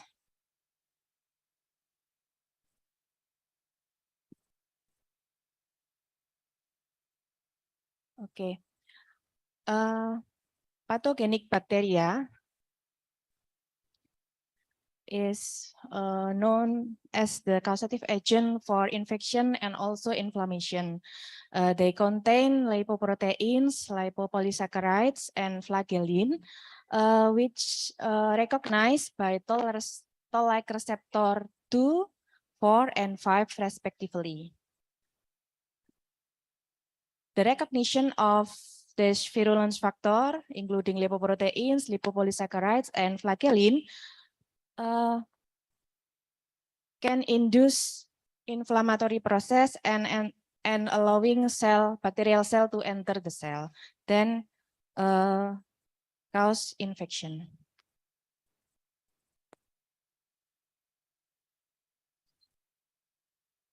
So, a strategy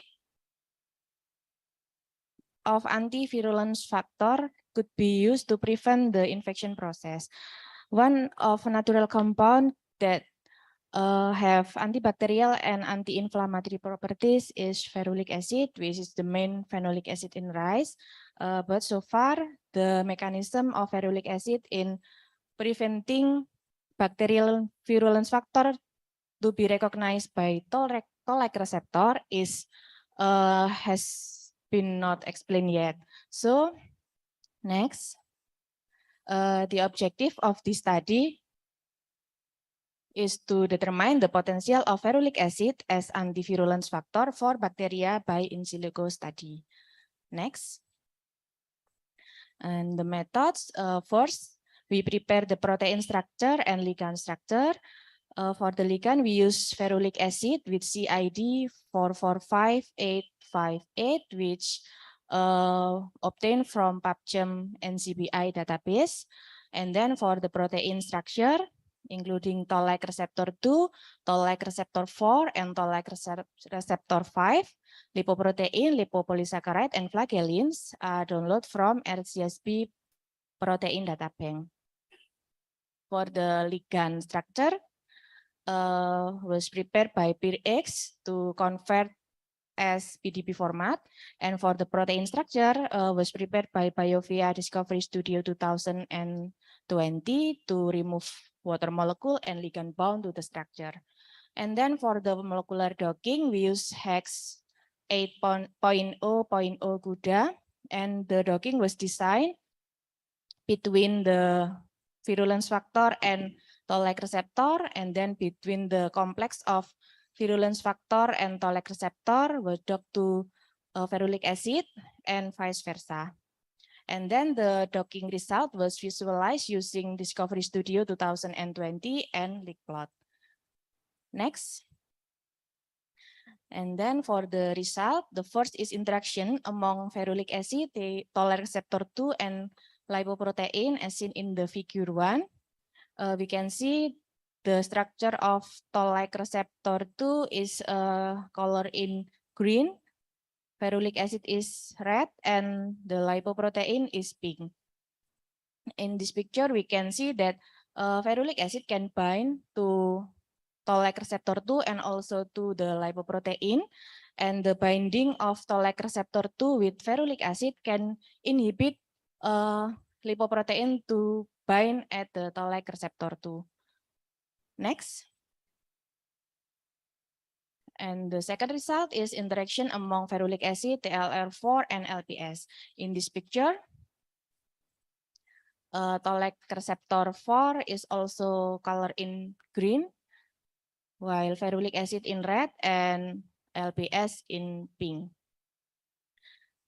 In this interaction, we can observe that ferulic acid also can bind to toll-like receptor and to LPS, and binding of toll-like receptor to ferulic acid can inhibit toll-like receptor to bind at LPS.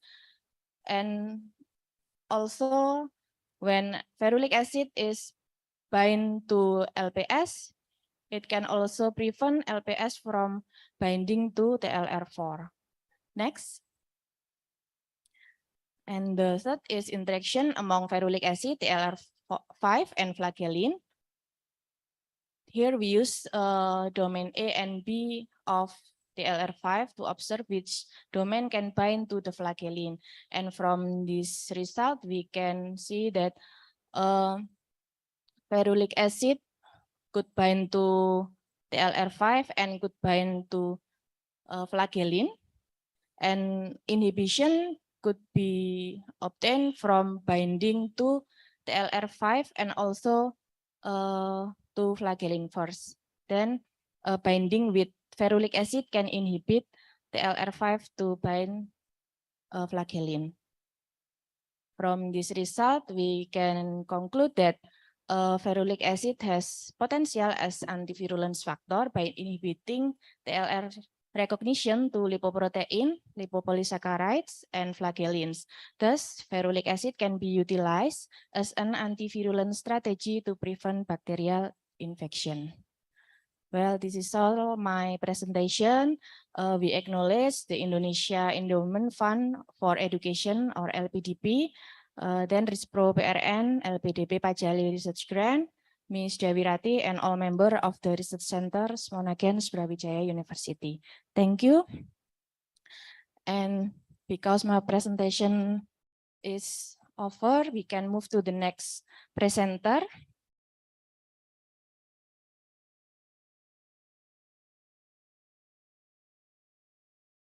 The second presenter of the session is Maureen Ardina Syafiuddin from Faculty of Mathematics and Natural Science, Brawijaya University, with a presentation titled In Silico and ADMET Analysis of Potential Compounds in Licorice Root as PIPAR gamma activator to increase insulin sensitivity in type 2 diabetes mellitus.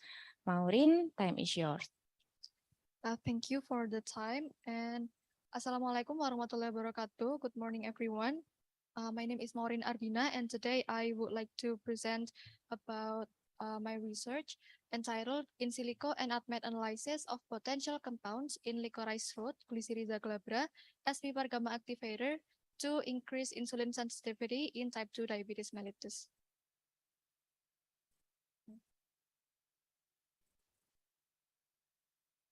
All right. Next, please. Yeah. Okay, so diabetes mellitus refers to several disorders with the main characteristic of increasing glucose in the blood.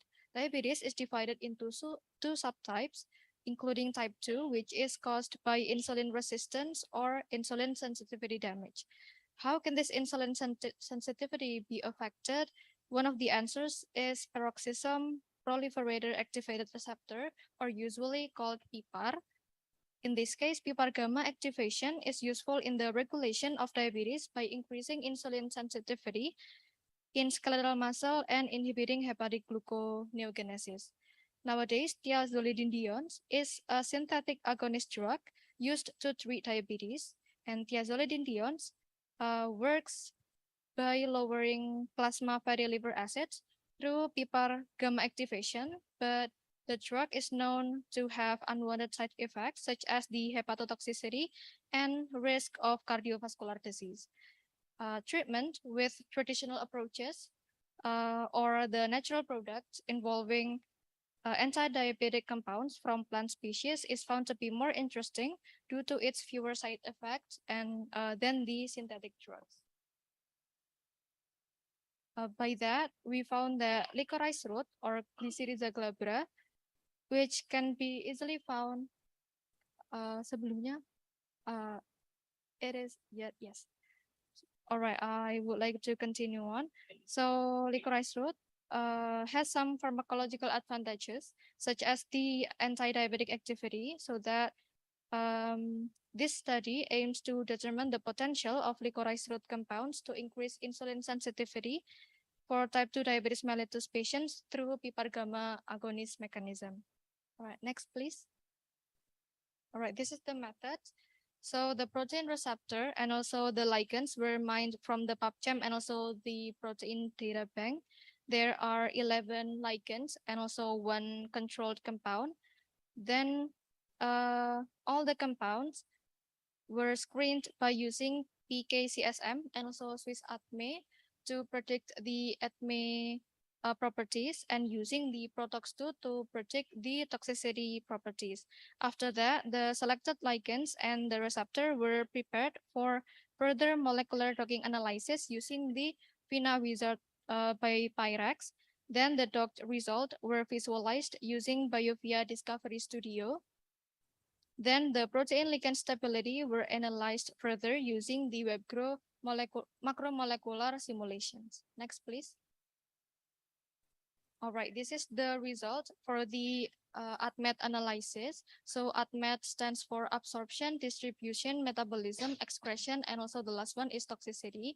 So in here, in this table, it's shown that some of the ligands are predicted to be toxic, such as here in the right corner. So there are liquidity gainin, which are carcinogenic.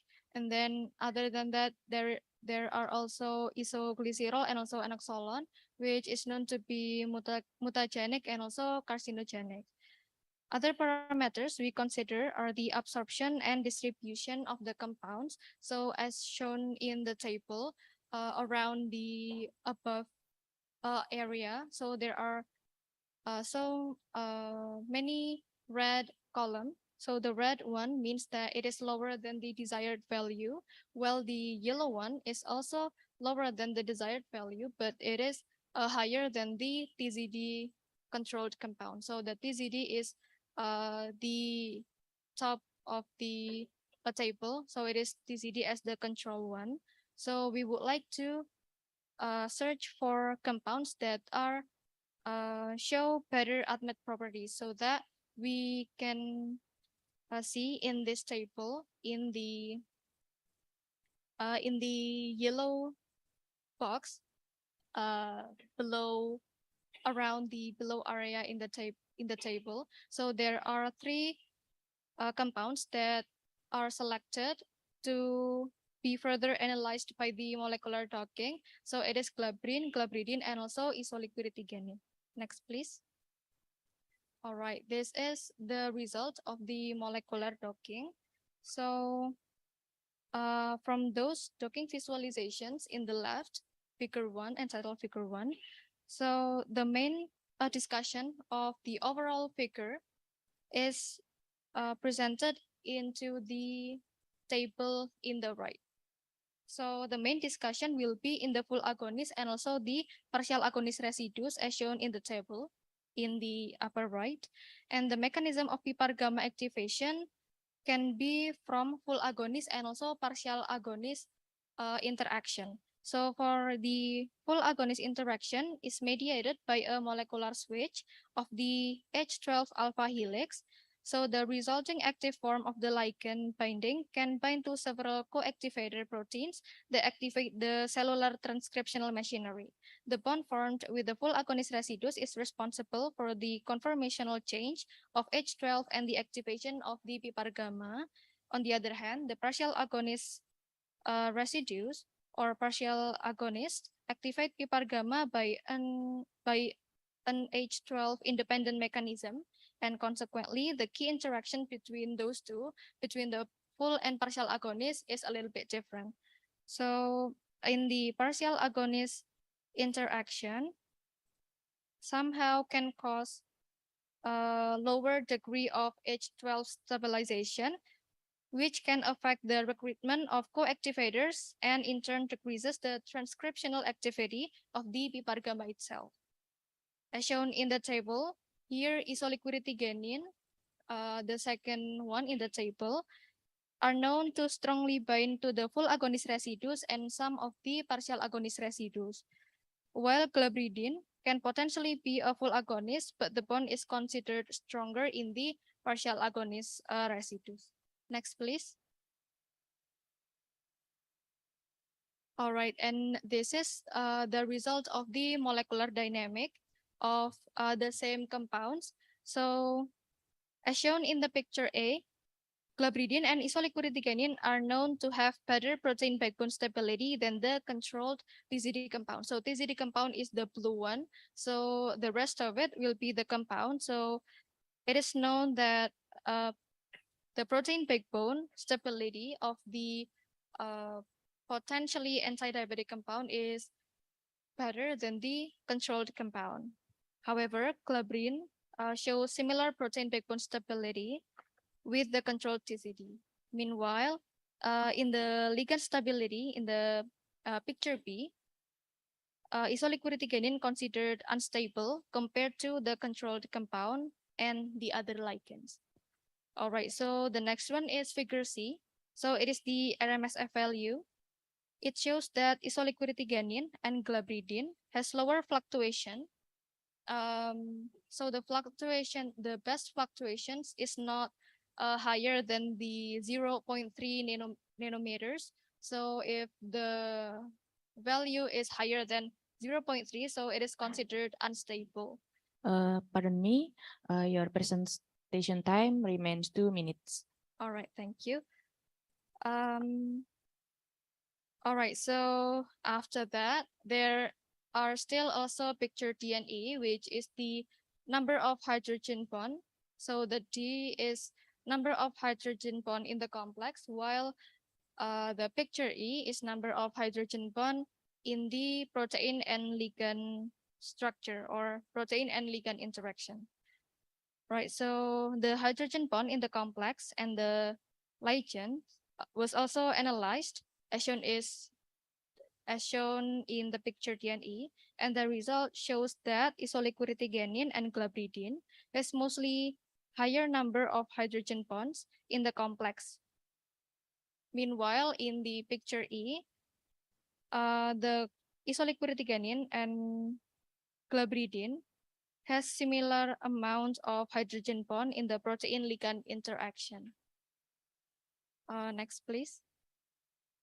All right, so based on the discussion that were presented just before, so from this research, we can conclude that isoliquiritiganin and also glabridine have the most potential to be PPAR gamma agonists by having better ADMET properties and good protein ligand complex stability and integrity. However, isoliquiritiganin is considered to be the best compounds to compete TZD or thiazolidinedione by having stronger interaction with the full agonist residues, so that it is considered to be better because it won't affect the transcriptional activity of the PPAR gamma itself. All right, thank you for the attention. That's all from me. I would like to apologize if there is any mistake. Thank you for the attention. Assalamualaikum warahmatullahi wabarakatuh. Waalaikumsalam warahmatullahi wabarakatuh. Thank you, Miss Maureen. And then now we move to our last presenter at last session. Mr. Muhammad Zandriu Asmara from Faculty of Medicine, Universitas Islam Indonesia, with a presentation title, A Comparison of the Effect Between Black Cumin in Form of Self-Nano-Emulsifying Drug Delivery System and Non-SNADs on the number of hippocampus pyramid cells of alloxan-induced diabetic rats. Please, time is yours. Assalamualaikum warahmatullahi wabarakatuh. In this occasion, my name is Muhammad Zandriu Asmara, and I am from the Faculty of Medicine, University of Islam Indonesia. And in this occasion, I will presenting my research about the comparison of effect between black cumin in the form of self-nano-emulsifying drug delivery system and the non-SNADs on the number of hippocampus pyramid cell of alloxan-induced diabetic rats. Next. Okay, so this is the Nigella sativa, or maybe some of us call it black cumin or habatus sauda. Over 1,000 years ago, Nigella sativa has been used widely as a traditional herbal medicine to cure many diseases. Even there was a belief that said that Nigella sativa was the drug to all disease except the death. So, because of this widely use of Nigella sativa as the herbal medicine, modern researchers right now would like to prove the efficacy of Nigella sativa to cure the disease. Next, please. And this is some systematic review today that prove the effect of Nigella sativa on the diabetes mellitus. In this systematic review, they said that the use of Nigella sativa can help as an adjuvant to control the blood glucose level. Not only helping controlling the blood glucose level, but Nigella sativa can also prevent the complication of diabetes, one of which is the complication to the brain. In this research that was done by Abbas Sanasat et al. At 2019, he said that using the Nigella sativa can reduce the oxidative stress in the hippocampus of the STZ-induced diabetic rat. Next, please. Even though the Nigella sativa has some of that great benefit to cure the diabetes, but Nigella sativa still have some weakness. The weakness is caused by the Nigella sativa is in the form of oil. So because the Nigella sativa is an oil, it is a very low solubility in water. And the low solubility in water will make the Nigella sativa oil hard to absorb in the intestine or via the oral route. Next, please. So to solve the problem, there is a nanotechnology called the self-nano-emulsifying drug delivery system, or we will call it later the SNADs. The SNAD was made by mixing the oil, surfactant, and co-surfactant with the drug, and then we put it to the water and will spontaneously make the nanoemulsion. And this nanoemulsion will help to reduce the particle size and increasing the permeability and the solubility in the water. So the drug that hard to absorb in the intestine will more easily to absorb in the intestine. Next, please. So based on the background, the purpose of this study was to compare the effect of Nigella sativa in the form of SNAD and the non-SNAD form on the number of hippocampus pyramid cell of Ratus norvegicus after the induction of diabetes mellitus using alloxan. Next, please. So the method of the research was using through experimental study with post-test only control group design using 35 of male Ratus norvegicus and the age of 8 weeks, and the weight was between 2,000 and 3,000 gram. And this 35 of Ratus norvegicus will be divided into 7 groups. The first one was the K plus F that will not given anti-intervention, and the second one was the K plus P that will be given the glibenclamide, the first line of anti-diabetic drug right now, at the dose of 5 milligram per kilogram. And the third was given the placebo, and then the P1 group that will be given the Nigella sativa extract at the dose of 200, and the P2 group that will be given the Nigella sativa extract at the dose of 400, the P3 that will be given SNAT at the dose of 200, and then the P4 that will be given the SNAT at the dose of 400 milligram. Next, please. So before we start the induction and the intervention, we make some preparation here to make the Nigella sativa extract and the SNAT. The extract was made by extracting the seed by maceration process using ethanol 70% as a solvent, and then the next. And then the SNAT was made by mixing the Nigella sativa extract with the surfactant and co-surfactant by using that stirring machine. And then to get the optimum SNATs, the globule size or the particle size should be under 200 nanometer. And then the polydispersity index should be under 0.7. And then the zeta potential should be lower than negative 30 millivolt. And then to get that best optimum SNAT, we use some trial and error method here. There was 7 try, and then we get the best composition of the SNAT at the bottom of the table. Okay, next. And then here is the method. After we prepare all the extract and the SNAT, we start to induce the mice using alloxan at the dose of 150 milligram via intraperitoneal injection. And then after we induce the rat using the alloxan, 3 days after that, we check the blood glucose level to ensure that all the mice has been diabetic. And then after all the mice is diabetic, we start to give treatment based on the group and for 1 month intervention. And then 1 month after the intervention, we terminated the mice. Next, please. Yeah, we terminated the mice using this method. It is a pericardial perfusion by pumping water into the heart, and the water will pump the heart will pump the water to the brain to make the brain clear from the blood. And then we took the brain and then we analyzed the brain via histopathologically. Next, please. And this is the result for the fasting blood glucose level, pre-intervention and the post-intervention. As we can see here, almost all the group have a decrease at the blood glucose level, except the common group, which is only given by the placebo. The blood glucose level tend to increasing. But this result was not like what we accepted, because the P4 group that given the SNAT at the dose of 400, that we hope it will be given the best at lowering the blood glucose level, but it get the second lowest at lowering the blood glucose level, not even better than the non-SNATs group.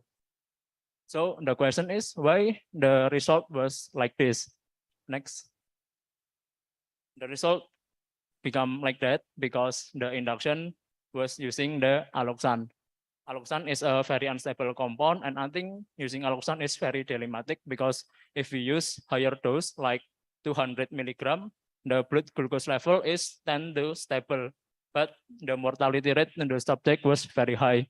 And in this research, we use only 100 milligram. So the mortality rate is low, but the blood glucose level was unstable. So there is an up or an down in the blood glucose level, and that will make a bias to the intervention that was given. Next, please. And then enough for the discussion of the blood glucose level. Here is the hippocampus of the Ratus norvegicus. And all the observation was done in the CA1 area. The CA1 area is the area that's very sensitive to the high blood glucose level. So I choose the area to the observation. And the red arrow here was the pyramid cell that we count for the analysis later. Next, please. And then here is the result for the average cell count per group. As we can see here, there is no much big difference in each group, only different 4 cell or maybe 6 cell. And then we analyze this data using one-way ANOVA and got the p-value was higher than 0.05, which means there is no significant difference between each group. Next. Pardon, your presentation time remains 2 minutes. Next. And then this is why the result was not significant, but there is some factor that contribute to make the result was not significant. The first, because the brain damage has not occurred yet. So the 1 month of intervention was not long enough to give the damage to the brain. This result was similar to the research that was done by Sadegi at the 2016. He said that there was no significant change in the number of hippocampal pyramid cell in the CA1 to CA4 area in less than 2 months. Okay, next. And then the second factor, because there is an intrapersonal bias, because limitation of the resource, the cell count was only done by one researcher only. So there is so much for potential for the intrapersonal bias. Okay, next. And then this is for the last.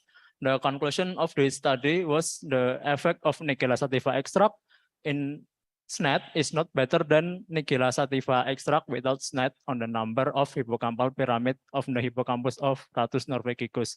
And then here is some suggestion from me to get better research next time. First, the DM induction is carried out for more than 1 month so that the brain damage is occurred. And then using higher dose of alloxan or maybe using streptozotocin to make the blood glucose more stable, and then using the serology method to calculate the cell to minimize the possibility of calculation bias. And the last is the counting number of cell is done by more than 1% to minimize the interpersonal bias. Okay, that's enough from me. Thank you for your attention. Wassalamualaikum warahmatullahi wabarakatuh. Waalaikumsalam warahmatullahi wabarakatuh. Thank you for the presentation. And now we go to the discussion session for the last session. For audience who have question, please you can raise your hand and ask your question. Okay, Dr. Nia. Thank you. Maybe I come lately, but I am very curious about this last presentation. Like, okay, I wonder if whether the Nigella sativa extract has a penetration into brain tissue. Maybe that's why the effect is not significant, because only particular molecule can pass the blood-brain barrier.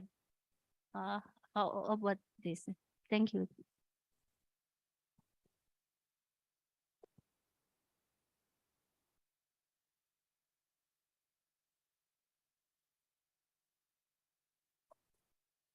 Okay, I will answer the question.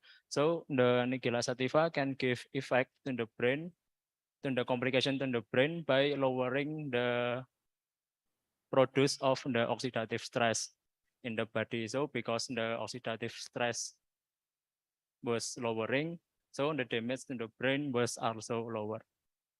Okay.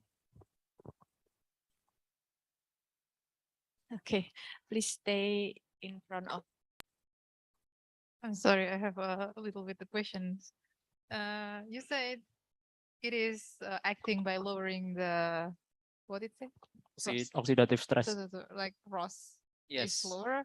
Yes. So you mean it is indirectly affect the brain? Yes, by lowering the ROS production and the damage to the brain was lower also. So how about the blood-brain barrier? So it cannot pass this barrier, you mean? Yes, it cannot pass the blood-brain barrier, but because the indirect effect of the ROS get lower, so the damage in the brain was also get lower. Then, on which organ does Nigella sativa oil is doing its job? If we talk about the oxidative stress in diabetes, it can damage many organs, brain, heart, liver, but in my research, we'll focus only in the brain. So Nigella sativa can also help prevent the complication in the heart, in the liver, in the brain, because lowering the oxidative stress. I see. Okay, thank you. Okay. Okay, is there any more question? Maybe one more? No? Okay, because there is no more question, we can end our discussion session. I would like to thank you for the interesting discussion that we had in this room. Thank you to all of our presenters and also to all of the participants who were involved in the discussion, as well as for all who listened. And last but not least, I would like to say sorry if there were any mistakes that I probably made during our private meeting. And thank you for your attention. See you tomorrow on the second day of ISSMART AFOB 2022. Assalamualaikum warahmatullahi wabarakatuh.